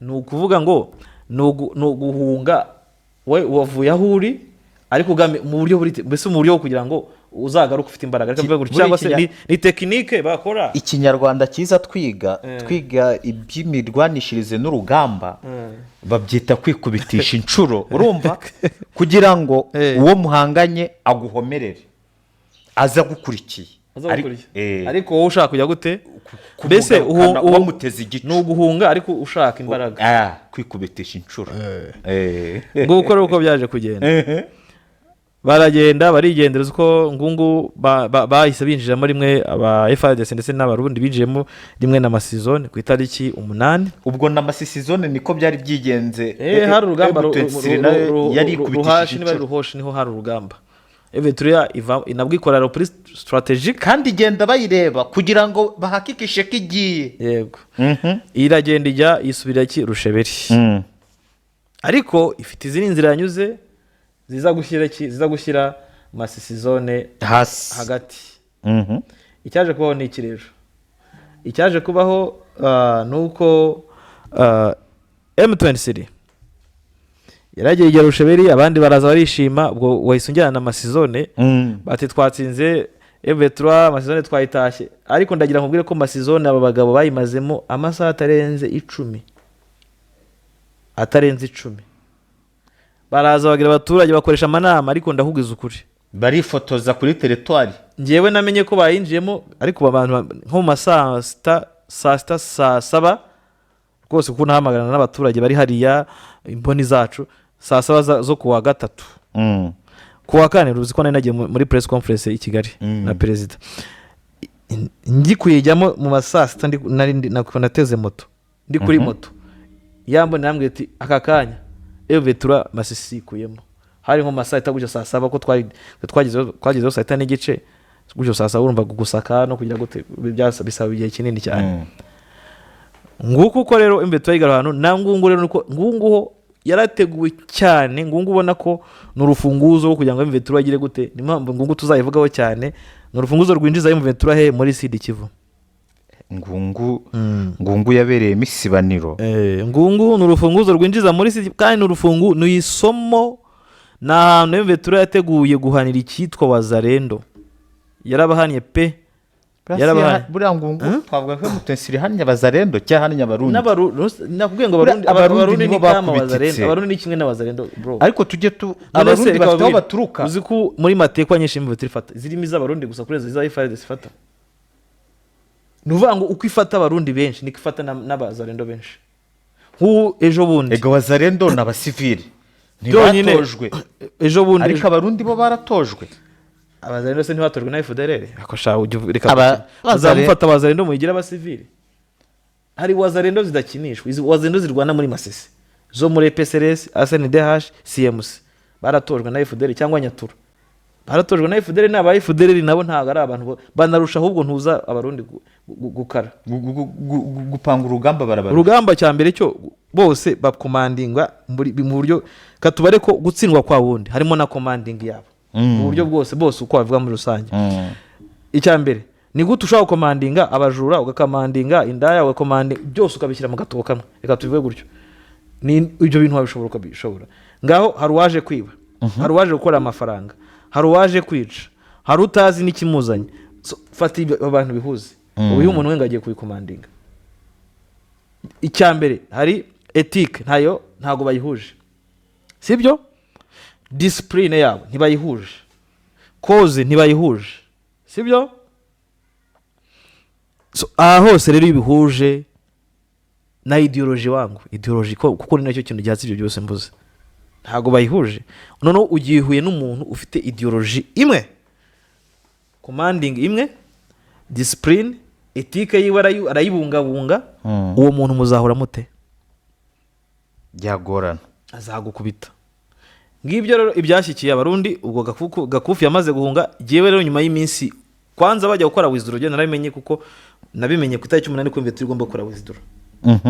Abaturage barambwiye ati Mventura irimo irava hano, akora nambwiye ati kandi Mventura hari hano hari abasirikare bavuga ati Mventura irapfuye, abarundi ni benshi cyane bavuga ati irapfuye barayimara. Ariko ngagiye kumva ko Mventura yava Ngungu na hano hakomeye. Jean Paul, Ngungu harakomeye, Ngungu harakomeye, buriya Ngungu hari ubutunzi. Oyanjye nta rwende ubutunzi mu buryo bwa population bw'abaturage. Ikindi irembo nka Ngungu urayifata, nuba ufite Ngungu bizaba bivuze ko ushobora no kugira Rubaya. Kandi abarundi baza hano muri kino gice bazaga baje bavuga ati Rubaya cyari ikintu bari bakeneye bagomba kubona. Hanyuma ikindi kintu Ngungu ni irembo rijyana mu Mventura hehe muri Sud Kivu. Ni nako binameze kandi yamaze kugira gute gukandagirayo, yamaze gukandagira mu bice bya Sud Kivu. Cyane yamaze kubikandagira. Hari umuntu twandi cyane kuri Bwiza ngo nitubona Ngungu ifashe Shanje, nitubona Mventura ifashe Shanje, Mventura ifashe Shanje hariya mu Bikuyu nyine nakubwiraga Shanje, izaba ibura amasaha 4 ugenda n'amaguru kugira igerano biti Nyabibwe. Kandi Nyabibwe irabifinarije, irabigeza ahantu heza, ahandi harasigara intuza n'itambarare cyane rwose, araba ari tambarare. Irabifite uburyo bwo gukontorora noneho uva muri Side neza rwose, uri muri ya mashyamba za Bunyakiri na za Kabuzi Biera, Kauzi. Yego kukurumva ahangaha irabigeze mu gace gatuyemo Abashi. Yego Bamuyomba. Abashini Bamuyomba. Yego irabigeze mu gace gatuye Abashi. Ariko noneho ikintu kiraba kigize gute, maneno ya Wazalendo, maneno ya Warundi birabigize gute, birangiye ndakwisha kuko iraba birangiye. Nyabibwe ubu uri kureba Ikivu cyose, activite zo mu mazi zose, icyo kintu cyo abarundi baraba bakuyeho n'Abazalendo hano. Rega urabona Mventura intambara zose iri kurwana ni intambara zo kurangiza. Nuvuga ngo imbaraga z'Abazalendo zari muri ruco, ariko cyane zigeze Masisi zirakomera.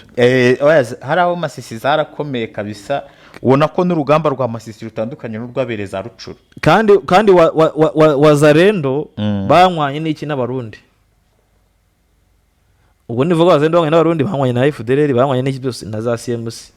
Ni ababihakana barebe imiryango y'abakuru ba CMC n'Abazalendo yibera mu Burundi. Abitwa nk'uyu Jire Murumba wariyo buraga CMC. Jire Murumba wari n'umuvugizi wazo wa Wazalendo. Imiryango yahungesheje mu Burundi, bamaze igihe kinini, bamaze igihe kigera nk'umwaka, naho umwaka unarenga kwanza. Jire Murumba abantu baramwibuka, ne wigeze kubaza ikibazo Ndayishimiye aragisubiza avuga ko ugomba gufatanya n'urubyiruko bagakora ubutegetsi bw'u Rwanda. Ni atari cyane rero. Rero operation ya Ngungu ni operation yakiza ko umuntu wese wo muri Mventura kandi pe aryohewe nayo. Niba abantu barumvishe ikiganiro twagiranye na Dr. Barinda Oscar, nawe wumvishe ko aryohewe cyane.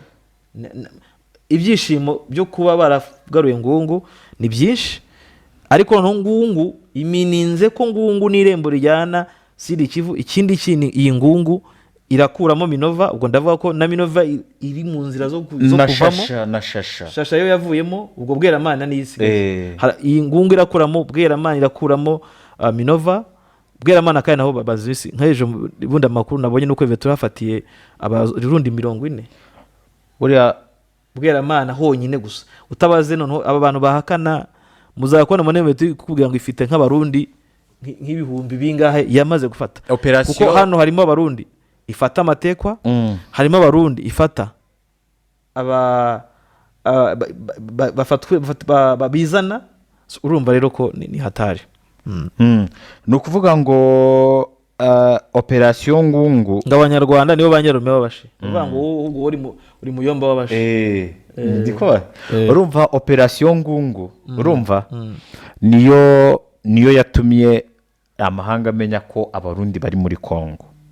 Abarundi badasanzwe babyemera nyine ukurikije iri operasiyo ngungu niyo yatumye abagore b'abasirikare 63 yego kuko nari nakibagiwe bafunze bazira kujya kubaza abagabo babo muri hedikota ya gisirikare abagabo babo. Bivuze ko rero iriya operasiyo ngungu yitaba ntago abarundi bari kugira amarira cyangwa amosozi yari gukoroka nk'uko ubu ngubu ariko bakoroka. Imiryango y'abarundi babaye vraiment irababaye, harimo abantu tuvugana bambwira ati harimo n'abavandimwe banjye babivuga. So hariya rero urumva Uburundi bwo nubwo bihakana mu Burundi byo imiryango yabuze ababo irabigaragaza. Ikindi kinababaje ni ukuba abantu babo bapfa no kubashyingura, hari n'abatamenya ko abantu babo bashyinguwe cyane.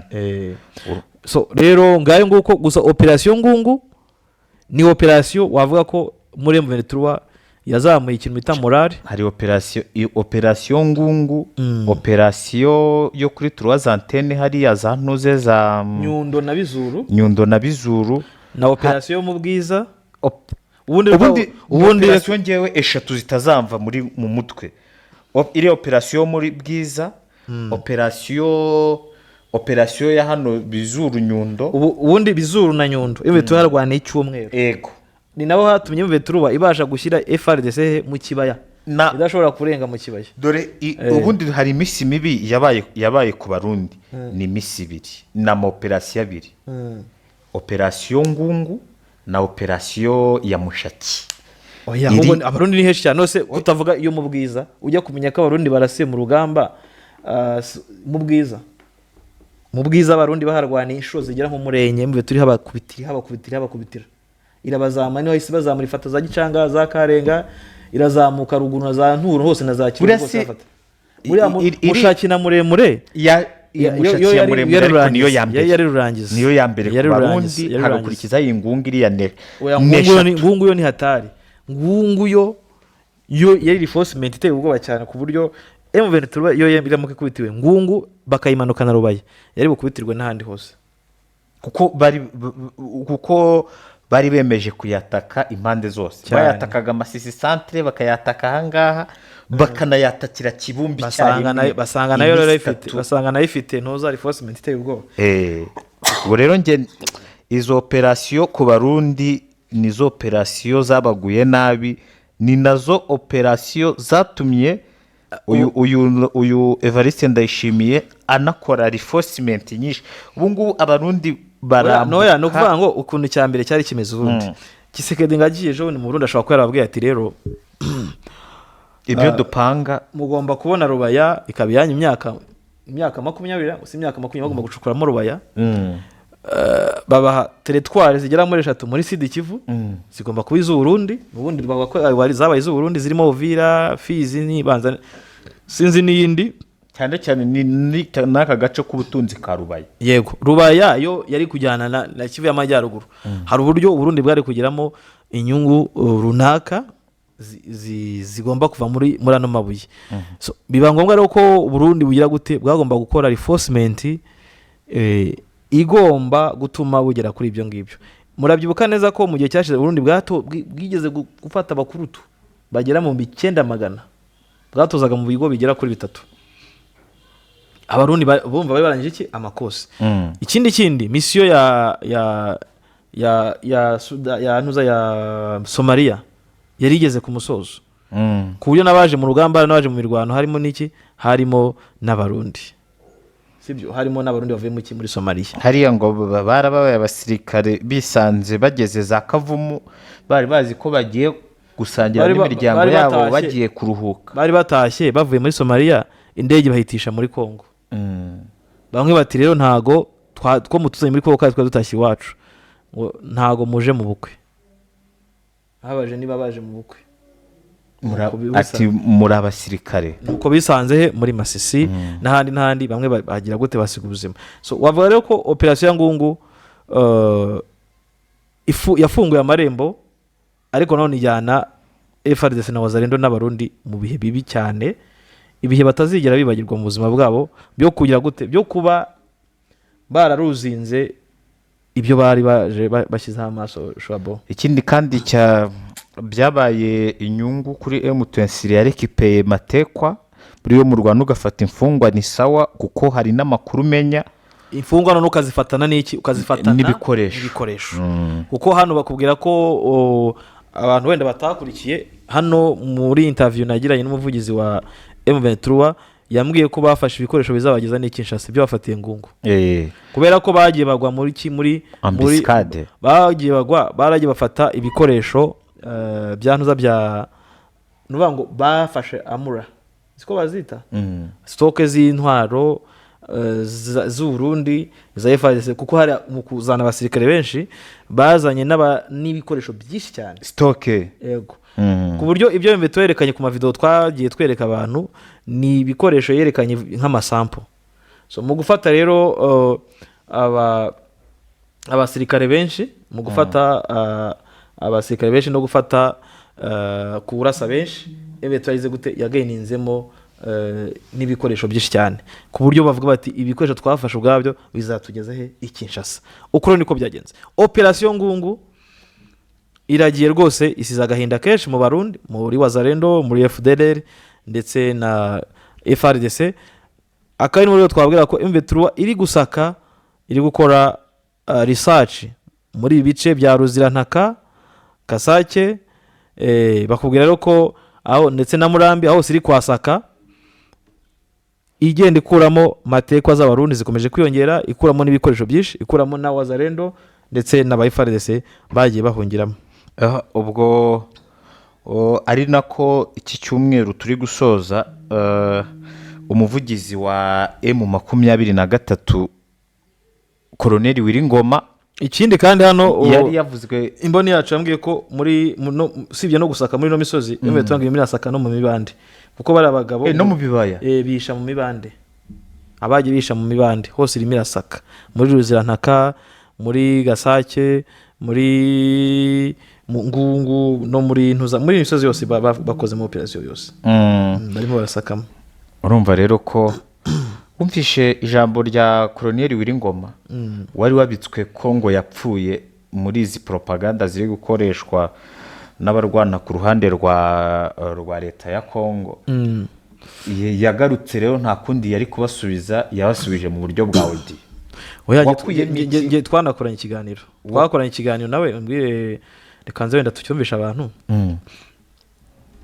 twakoranye ikiganiro cy'igiswahili giye kongeye nkunda iyo tuvugana nkoresha igiswahili unazingatia sana igiswahili ndacyumva nubwo ntakivuga ndacyumva katwumve bigeze no kukimfatira muri Kongo bamfunga amasaha makeya ariko utanga si watanze ikintu se aya twarirangije nk'abagabo umusirikare tumurusha imbaraga n'umutware turi kumwe ndataha na dollar utanze yo gukora iki au kupana shimboke sigareti za sigareti ya kufanya nini ya kuvuta nini sigareti hapana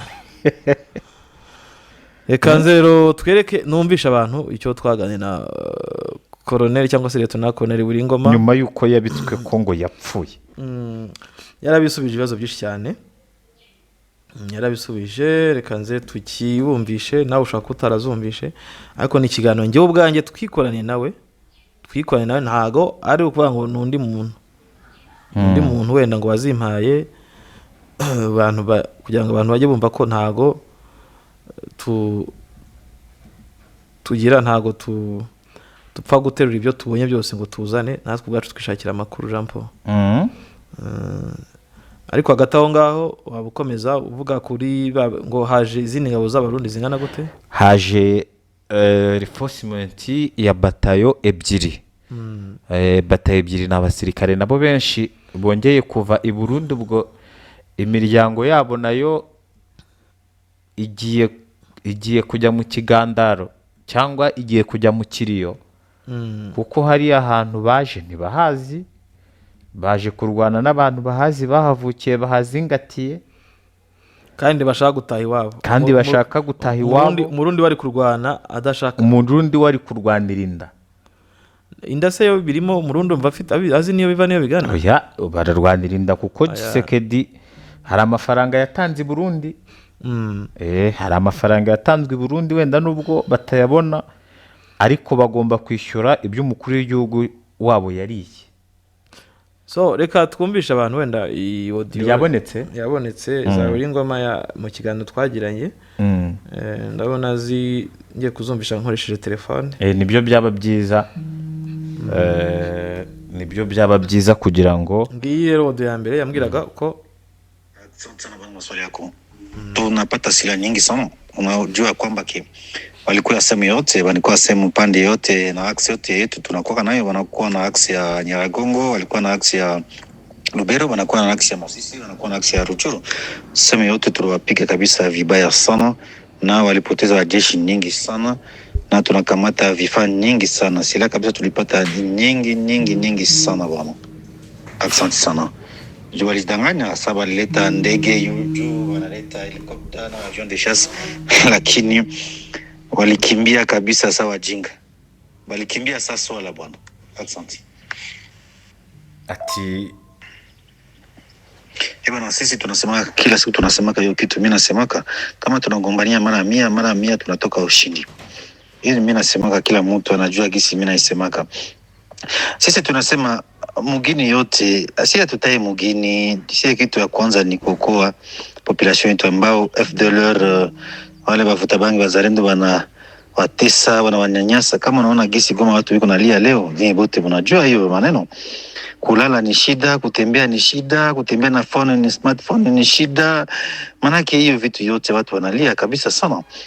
Sisi tunasema kwamba fasi yote ambao iko naleta menace kwetu, tutafika hiyo fasi, tunanyamazisha hiyo silaha ambayo iko naleta fujo kwetu, na tunafanya yote ambao yote ile fasi silaha iko natoka juu ya kupiga raia yetu, kuwaua, kuwabomola nyumba yabo, kubaua. Hii yote kabisa tutaifuata kabisa, na tutafuata hiyo silaha, tutafuata hiyo menace fasi iko natoka, ili bakaji yetu bakuwe na amani, baishi kabisa sababu banadamu ndani ya nchi yao kabisa, bila ubaguzi, bila vitu yote ya vibaya sana ambao serikali inatuletea bwana. Ni Wiringoma wamwumvishe aya na amajwi yote kama unasema jeshi la Burundi, Force Nationale pour la Défense du Burundi, ile ni jeshi gani? Yasekaga ingabo ile ni wanyatura tu, ile tu ni wanyatura, ile bimeze ngabi nyatura tu. Ngo bimeze vitu gani hivi? Ni wanyatura tu, ni wazalendo tu. Ile vitu gani? Ni bado tu biko na ideologie moja tu na ba FDLR, ba extremisme tu ya extremisme tu.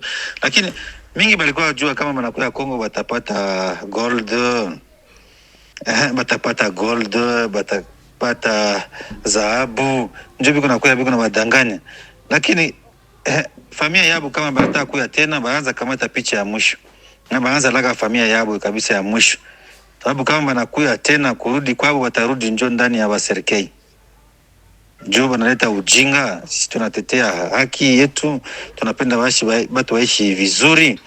Kama nchi yabo iko na desordre na kuwa nchi ya nyuma na dunia yote ya njala, hakuna maendeleo, batengeneze nchi yabo dabon. Kama hapo wanapenda vitu ya ubaguzi endelee, vitu ya kabila haina maana, ile vitu ya ujinga. Juu dunia leo kabila iko kitu, kila mtu ifaa aishi vizuri sehemu upo. Asante sana. Hii na swali yako unasema kama tutaenda kujitea paka yupi. Unajua kwamba si kitu muhimu ni kujitetea na kutetea wananchi wetu, wa population yetu. Unajua kwamba lengo la government kuchanga na FDLR, kuchanga na jeshi la Burundi na wale wafuta bangi wanaita wazalendo, kuchanga na Bakamwe na Sampo walitoka Kasai na Wakodeko walitoka Ituri. Lengo ni moja, kufanya nini? Kupoteza kabila moja ndani ya Kongo, isijulikane, isionekane. Kabila ambao wanasema Kinyarwanda, sasa Watusi, watu waseme maneno kweli. Hii ndio lengo lao. Ni watu wapende amani, ni watu wana akili ya zamani sana, ya prehistoric, ya wakati ya zamani. Kuangalia mtu kusura, kuangalia mtu kupua, huyu haiko Mkongomani, huyu haiko, hawezi stahili kuishi. Hii yote ni ideology ya FDLR. Unaona kwamba maneno yote ni wa viongozi ni FDLR, ideology ni FDLR peke yake, ndio ambao government ya Kongo ikamata kabisa na inaingiza ndani ya watu fulani, na watu fulani ni mengi ana kazi, mafuta bangi, ndio wanaita wale wazalendo. Ni watu wanaingiza chuki, nao walikuwa na chuki, wanachangana wote watu ya chuki ili wamalize kabila fulani. Tutaendelea kujitetea paka kila mkongomani aishi vizuri ndani ya nchi yake na amani na upendo. Asante. Asante sana na swali yako. Sisi hatujali na hiyo maneno. Kama serikali inasema atafanya, atajitetea, atatumia vitu nyingi sana, atatumia siasa. Kama anatumia siasa gani atatumikisha? Dunia yote inajua kwamba hii government ya mwizi, ni government ambayo haifaa ni kusaidia raia, inapora mali peke yake, inaishi vizuri, lakini nchi inaendelea vibaya. Urumva ukuntu hari ngo abasuzugura leta ya Kongo. Kama unaingia ndani ya gerezani watu wanakula hata hii nini mayani ya ibitika. Hano arimo aravuga kuri politike yabo. Ngo muri gereza abantu barya amababi y'insina. Siasa gani watatumikisha? Siasa ya hongo. Sasa government mzima inafanya miaka 6. Haistahili kabisa, haina uwezo ya kupatia raia yake ni identity card. Haya kufanya recensement juu idadi kamilifu ya raia yake. Hii ni serikali gani kabisa? Hii ni government gani? Miaka 6 raia na identity card. Hakuna mshahara, hakuna vitu yote. Sasa hii siasa gani watafanya? Siasa yao ni ya hongo tu, lakini dunia yote ishajua siasa yao ni ya hongo mtupu. Hakuna mtu hawezi bafata na hiyo siasa. Ni byinshi yavuze bavuga ko yanapfuye akakare kumukuna. Kama tuko naongea na wewe sasa, mtu anafariki ataongea na wewe tena. Umuntu wapfuye yaganira nawe. Hiyo vitu ya hongo ya government inasema vitu moja ambayo ina maana. Kama vita ya unasema vita ya media. Sasa sisi tutaonesha ukweli yupo, tunagombania ukweli, tutaonesha video fasi yote sema tuko na maneno kunaendelea namna gani, vita inaendelea namna gani, kila siku tutaanza wapatia ndio tutasema hiyo maneno, kila mtu ataijua ukweli. Ukweli ujificha ukweli bwana. Hata hao wanasema uongo bana, hapo wanasema uongo kila siku, lakini ukweli itabakia tu ukweli. Na utaona tu ukweli kabisa. Asante. Okay, Jean Paul byumvishe. Ni Wiringoma avuga kuri ku bibazo byinshi namubajije bijyanye n'ibyo bafashe, bijyanye n'imbunda bafashe. Urumva turabivuga abantu bakajya wenda n'ibyo twibwiye. Oya, avuze ko ngo igoma kugenda na smartphone ngo ari ikibazo. Niko bimeze, nigoma gusa hose muri Kongo hano hafi. Sinakubwiye wa mukinnyi wakinaga muri Etincelle bari kwibagishiriza inkoko ebyiri zo kujyanira famille, bakubise umutwe guri iki kijyande cyose kikaba cyarabaye paralize, bakaba baramuciye kuri kariyeri yo gukina umupira umujyi wa Goma bivuye kuri bande ku Wazalendo. Ngo kugura inkoko y'ibihumbi bingahe 7 ni ikibazo nyine, ni ikibazo gikomeye cyane. Urumva ko uri ngoma ngira ngo abantu bese babyumvishe ko Igiswahili ni ururimi rutagoye kumva. Hanyuma tugera ku musozo turebe izindi nkuru. Wabona mu mujyi wa Goma ariko wabonye ko ari tujye mu Kibira. Oya, uyu muntu se wapfuye mu mujyi wa Goma turamugaruka dusoza. Okay. Mu Kibira ngo byongeye kudogera byanze. Mu Kibira ngo kuwa gatanu, ubwo n'ejo hashize mu ijoro ryo kuwa gatanu, ubwo ni mu rukerera, ngo habaye operation yindi y'abakomando batazwi, babandi b'inkuba, n'abakomando bataramenyekana igihugu baturukamo n'ibyari byo. Gusa bambaye imyenda ya FARDC. Abo bakomando bakora operation bambaye imyenda ya FARDC, bambaye imyenda ya FARDC, banambaye n'igipolisi cy'u Burundi ari mucanganyiko. Yego, ubwo n'abakomando bateje urujiji ibihugu byombi. U Rwanda se nta kibazo rufiteho, ibihugu Burundi nabwo nta kibazo bufite kuri abo bakomando. None bufite ikihe kibazo? Kuko nta muntu urareklama. Ntago Burundi buri yavuga ko hari ikibazo bwageze. Gusa hari akantu perezida w'u Burundi yavuze, bona ko ibizwi byo imboni zacu ziri mu gihugu cy'u Burundi zitubwira ko Burundi bwo buvuga ko bugomba kuzihorera ku byabereye mu Kibira, kubibera mu Kibira ubishinja u Rwanda. rwose ibyo niyo makuru hari mu mboni zacu zatubwira ko ibyaberaga mu kibira bo abarundi bo babishinjaga u Rwanda, banafite umugambi wo kwihorera cyane bagomba kwihorera ubwabo. Yego, bamwe mu ishyaka ryabo kugira ngo bumvishe ko n'igihe perezida w'u Burundi yavuze ati ngo u Rwanda ngo rushyigikirwa by'iterabwoba, abashingantahe bagomba kwihorera. Yego, nibyo bizwi bavugaga. So ngaho nguko mu kibira bikomeje ku bindi izi nyashyamba zajeyo zananiwe kuvamo. Operasiyo ubu ni ya 10, aho zikunze kwatakwa n'abantu batandukanye batazwi, bakabwira ko abantu bakoresha amashoka, ubushize bakoresha amadrone, ndetse biza kuvuga ko haguyemo n'abazungu bafashaga u Burundi mu guteranya. Hari abazungu bafashaga u Burundi guteranya amadrone, nabo bashobora kuba barabwiye ko bari abarimu hariya muri kiriya kibaya, baza rero kugwamo ubwo ngo abandi bazanaga amadrone ariho utubombe. Utwo tubombe rero tusakuye gute tuza kurasa amabombe n'aba bazungu bigenderamo. So ni operasiyo bavuga ko ikomeje kuba akasa mutwe Jean Paul, operasiyo ikomeje kuba imberenge. Operasiyo ikomeje kuba imberenge. Wenda amakuru arambuye dushobora kuza kuyabagezaho, details zayo zijyanye operasiyo yabaye ejo, yabaye kuwa 5, ariko dushobora kuza kumenya ripoti ya risasi n'amagerushye. Ikindi ni uko bivuga ko metro yageze ishobora kuba ibice yinjiyemo, kanze mbirebe ibice ishobora kuba yamaze kwinjiramo, kugira ko yamaze kugera muri zone Karehe, kugira ko harimo nabona kuvuga ngo bayisaba kwikomeza Minembwe. So bayisaba ko ijya gufasha amakanika, ko yageze ngo Rumbishi, bavuga bo Rumbishi, ubwo ni Rumbishi nyine, yego, iri kwerekera. So reka tubitegere turebe, hari n'igihe abantu baba banashyiraho amakuru yabo, dutegereje imboni zacu ko ziza kuza kutubwira. Ariko no mu kibaya cya Nyiragongo naho haratutumba ikintu. Leta ya Kongo cyangwa se umujyi wa Goma ejo ahubwo umuyobozi wa polisi yarimo asaba abapolisi ko baza kujya gute, baza ku kanze nkarebe, yarimo asaba abapolisi ko baza kwitegura bose kuko imirwano igeze hafi. Kanze nkarebe nayo nkibagira rwose n'amakuru hari, ariko uvugwa ko bagomba kwitegura kubera ko ibintu bigezaho bikomeye. N'umupolisi ni witwa Benjamin Alengamboni, komiseri national wa polisi, yatangaje ejo abapolisi bose ko yabivuze ejo rwose ejo ngo ati imirwano ikomeje gusatira ikirere cya Goma, ati abapolisi bose guhera Kinshasa nibitegure. Urumva rero ubwo abasirikare bashize, yego, iyo bageze abapolisi bagiye kurwinjiramo urugamba. Yego, polisi se barakora iki? Abapolisi urugamba runana, abasirikare bajya abasivile, abapolisi barakora iki? Ntacyo bari bukore, ni ibintu byo kubeshya rwose. Ako Goma yagiye muri danger kare, wabonye ko abantu basengeraga ku misozi babakuyemo ngo kugira ngo bashobore gukontorora umutekano.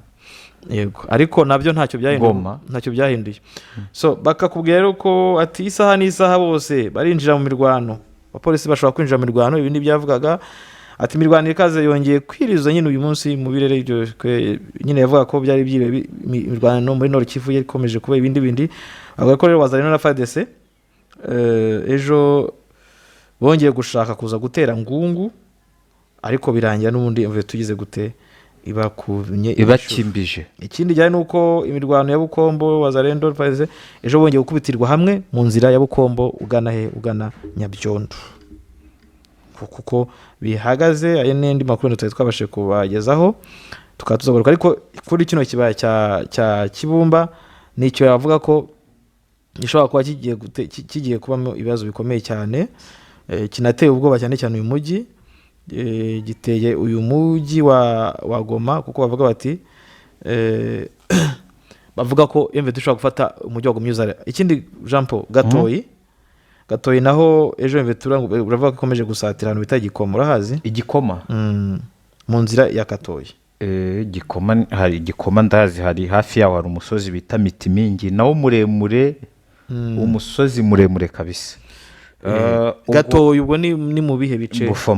Bufamando ya kabiri, hafi ya kabiri. Yego. Ubwo Igoma uyu mupolisi Majoro Havugimana nawe yishwe, Buzayire Christophe, n'umunyamurenge, yishwe n'abantu batazwi cyangwa ni abantu bazwi? yishwe yagandaguwe, mu kirundi baravuga ngo yagandaguwe. so ubwo yishwe nyine azize uwo ari we. So urumva rero abantu bakomeje kujya gute kuzira ibyahariya rwose. Imana ikomeze kujya gute kubarengera rwose, kurengera abantu bayo, kuko wabonye ko hari n'undi mugore nawe wishwe gutyo iyo ngiyo. Urumva ko rero ari danje. Ibintu bikomeje kujya gute kuba imberenge hirya no hino. Abantu bakomeje kuzira uko bavutse nuko bari. Hanyuma icyo twavuga nuko abantu bagize kuri comment nazo dushaka kuzinyuramo, ndani hari ibibazo babajije tugenda twisubiza. Manzi Felix ati weekend z'abantu bacu, irakoze David ati turi kumwe, byatereti bwa Cyemeki amahoro abane namwe rwose mwese abane namwe, iby'amajwi twabikosoye rwose. Hanyuma twibutsa umubare w'abayobozi ngo twumve basigaye. Uyu mubare kuvuga ngo SFDL ntibashize, ngo nabibutsa umubare w'abayobozi ni benshi cyane, ntabwo nabamenya, gusa ngenda mbibuka. Ariko icyo nzi nuko bafitemo abitwa ba General Gakwerere, abitwa ba Omega, abantu benshi no muvuga bafitemo abitwa ba Poete, bo baragiye. Poete we yaguye ejo bundi muri Masisi, General Poete ari Lieutenant General. Bafite abitwa General Umuri, bafite abakoloneli ba Sirikov, bafite benshi, ntabwo napfa kubamenya, ni benshi. Hanyuma Kazoza Delita ati birakunze. Hanyuma Great Planet ati perfect. Hanyuma yungu ati none se ibijyanye n'ibiganiro bya RDC n'u Rwanda bizongera kuba? Perezida yavuze ko byongera azabyitabira, perezida w'u Rwanda, ariko atazajya yagiye kwifotoza, ahubwo bakeneye iki solution. Moyize Munyamariza ati welcome Bwiza, dukunda amakuru yanyu rwose, nawe turakunda Munyamariza we. Kayumba Jean Paul ati wowe witwa 1GFDS riri avuga ko FDL zashize ashingiye ku ki? Iyo ideology yayo igihari nayo iba ihari, kuko barabyara. Yego, FDL ahubwo ni ikintu kinini cyane, ari ideology yakwiriye mu bazarendo, gukwira no mu bantu benshi cyane bo muri Nord Kivu. Hanyuma dukorera igihugu Syria Katimeki, turabumva gatandukanye rwose, Ngororero, Kavumu, Birembo, Gashaki, tubateze yombi, turabakunda cyane, namwe turabakunda. Diodonati turi kumwe Bwiza TV, turabakunda. Jean Marie Genda Murezi arimo aranuka, ngo nizere ko FDL mutazongera kuyivuga rwose, yarashize. Irahari rwose FDL, twatuvuga ko iri muri Nyiragongo.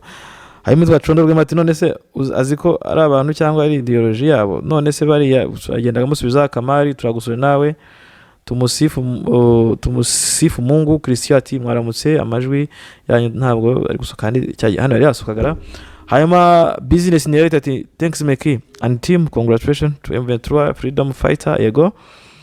Great Gatari Jerimati, abarundi baraduhekuye cyane mu majyepfo pe, niko biri rwose, nta utabizi, ku muntu wahageze mu mayaga arabizi neza.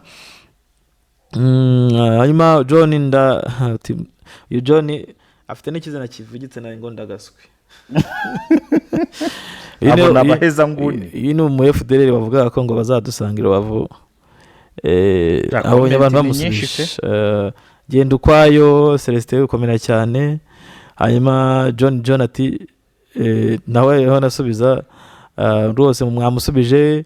Hanyuma Ondoye neza Peter ati ese kuki ibicucu by'interahamwe zitagira mwabugiye mubasubiza rwose, ariko nta gutukana byo sibyo, ntago ari umuco mwiza. Mujye mubabwiza ukuri, kuko ukuri kurahari, ibyo kubabwira birahari.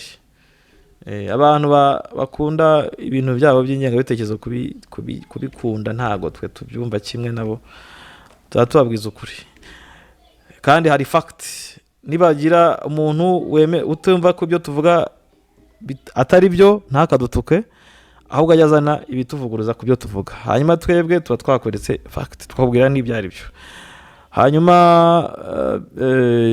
witwa BNN73 ati Meki ibyo uvuga nibyo. Muringa Edouard turi kumwe. Ego BN ndabona yagira cyane. Damascene Sakindi ati ikibazo nuko ubwira abatumva bazumbishwa n'igihe watasikia siku moja. Hanyuma kwihangana Habiba ati Meki ni byiza kugira amakenga, ubuze tugomba kuba maso rwose. Tukagenda abona yemvuga bonsi nojya kugaruka uko bagiye bavuga. Ndabona bitwa Benini na Sena na genda uko bagiye bakora comment nyinshi cyane. Hanyuma bugira imfura Gilbert ati happy weekend, nawe rwose weekend nziza. Hanyuma Alphonse Shyakati Kayiranga wasaze, none se Vetura iyo ntipfa ko utaravuga yayo uzabanyereke. Urumva Shyaka we njye ntago ndababona kandi ntago Burundi burasa amashaza nta nubwo burasa amazi y'imigisha. Ubwo rero uzanyereke abo ubona, njye ntago ndabona kandi bisobanura buri munsi. Umuntu uri gutsinda wa advancinga ntago ushobora kumenya ngo yatakaje abangana gute kuko ntubabona. Tshisekedi ntimuramubona muzamubona. Nta kibazo. Hanyuma witwa Ubuku ati oya muri kubeshya rwose ko tubwiza ukuri. Hanyuma biti lewe gushaka yabwira gusaka bya nitwa gusaka ni bagita ngo ni condon and research. Hanyuma Juvenali ati ni mureke kwiriza ubu abarundi nibo bapfa wazarendo ntibari gupfa. Bose barapfa nyine bari mu ntambara. Yibuzeho yego ndumva rero abandi tukangene so amazina gusa kugira ngo haguma komera cyane Deogratias komera. Eugene Musafiri Hussein John rwose bagumye kugaruka ariko wowe uratukana kandi ukomeza nzakuboroka kuko utazongera kujya wandika hano. Hanyuma Rafiki Ngabo nziza, hanyuma Ruterana Gahita rwose turagushimiye. John rero reka uragumya kuvuga ibintu biri ntuza kamite nago hiding kango hiding rwose ufite uburozi. Yego tugere rero kwa Eme Mwepesi komera, Jeune Musafiri komera, Makuza Fidel komera, Hategekimana Ernest nawe komera, Ndagije Imana Sam komera. Rero ndumva ari ibintu twabashimira mwese. Hanyuma wibaza ngo Everton itakaza iratakaza kuko nayo ntago ari abamarayika nta nubwo ari bivejuru. Intambara ni ntuza ari ubwo vuga ngo umuntu uri kwa advancinga rimwe rimwe ntago ushobora kumenya izo report, ntago ushobora kumenya ngo yatakaje kuko twe turabanyamakuru tuba turi mu ntambara hagati ngo tugende tumenya ngo Everton iratakaje ngo dusimbuke tujye kurwa FARDC tumenye yatakaje. Ubwo tumenya ngo FARDC nibivuye Kanyamahoro ubwo yaneshejwe kandi yatakaje abangana gutya. Ibyo nibyo tumenya. Niba ifashe ngungi ka advancinga ikabigeze Ruzirantaka yaranyuze za Kamatembe egari kubwo abo yirukaho nyine aribo bataye ibikoresho. Yego ubwo rero wowe uzatwereke uko bimeze. Je numva twasoza Jean Paul. Yego twasoza abantu mwakoze kubana natwe. Muri abantu beza cyane rwose, abantu mufata umwanya wanyu w'amasaha 2. Abantu bari live ubabwire banyarukiro no kuri Kivu Iwacu bajye bamurikira. Kwa Jean Paul rwose muzagene mukore Kivu Iwacu tumaze kugira 5,800 na badufashe bagukurikira. Hanyuma mushobora gutanga ibitekerezo kuri iyo nimero ni 0788 3082 0788 abashaka kuntuka wenda nawe waza ukantuka akugira ngo uze gutukira abandi hari ushaka se umubare w'abagutuka wiyongere baze bantuke nta kibazo.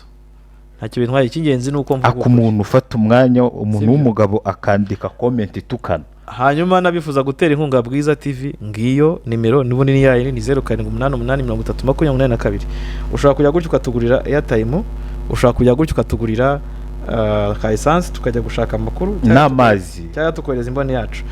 Ndabashimiye kandi nshimira witwa Silas wabikoze rwose yohereje airtime. Ndagushimiye cyane. Nshimira witwa Jean-Marie nawe wakoze cyane. Nshimira umushuti wanjye wundi uba mu Birigi yabikoze. Nshimira n'abandi Jamadar. Nshimira Pastor. Nshimira abandi mwese mukomere cyane rero mukomeze kudufasha no kutuba hafi natwe tubagizaho amakuru n'inshingano zacu. Mujye weekend nziza wa gatandatu mwiza naho kuza kugaruka mu kiganiro turaza kuza mu kiganiro kibuze kugaruka. Kandi mukora subscribe dushimira n'abantu tubabwira ngo 150 mwarakoze kuza kutubera aba subscribe kugira ngo tube twagira abantu 150 urugendo rurerure kandi rugikomeje. Twabwira ko kandi tugeze ku 100 YouTube yaduhembye igihembo turagifite Silver. Yego ni igihembo kiba kitafitwe n'abantu bose ariko mwagizemo hari kugira ngo icyo gihembo tukibone nuko dukora neza kandi namwe mubigizemo hari kujya gutekura ibiganiro byacu. Turabashimiye. Imana ibarinde. Ikire kiganiro naho mukanya bye. Asante. Ukeneye umutuzo no kuruhuka muri Eden yawe. Ukeneye ifunguro rya mu gitondo ryuje intungamubiri breakfast. The View Inn Hotel niyo yonyine yahaza ibyifuzo byawe. The View Inn Hotel ni hotel yuje urugwiro n'umutuzo bitamirijwe n'akayaga gaturuka mu kiyaga cya Kivu. n'imisozi yuje ubwiza yo mu karere ka Rubavu. The View Inn Hotel bagufitiye terase nziza waganiriraho witegeye umujyi wa Gisenyi ndetse na Goma. Ushobora nanone kandi kuhasohokera n'inshuti zawe n'umuryango mukafatira icyo kunywa ndetse n'amafunguro atagira ukwasa yateguwe n'umutetsi w'umunyamwuga. Bagufitiye sale y'inama ndetse n'abakunzi b'ikawa barazirikanywe. The View Inn Hotel muradusanga mu karere ka Rubavu hafi n'urusengero rwa Restoration Church. Mushobora kuduhamagara kandi kuri telefone 0788 34 35 55 07 15 17 44 7. The View Inn Hotel ni inzozi zawe zo kugufasha kwibera mu mutuzo.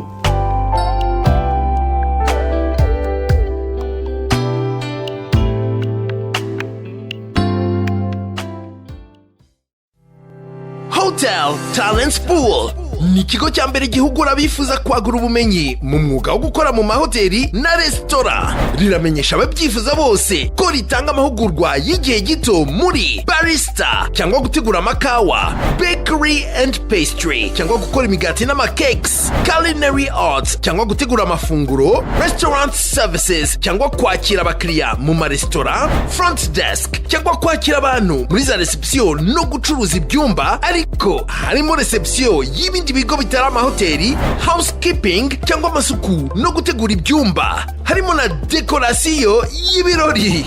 Ukeneye rimwe muri aya mahugurwa yagana ishami ryacu rimwegereye. Yanaduhamagara kuri 0788 256 7713 cyangwa 0722 inshuro 3 414 24 tumurangira hamwegereye. Akarusho kandi niko duhugura mu kwihangira imirimo ndetse no gukorana n'abandi mu mahoteli n'amaresitora. Karibu iwacu muri Hotel Talents Pool.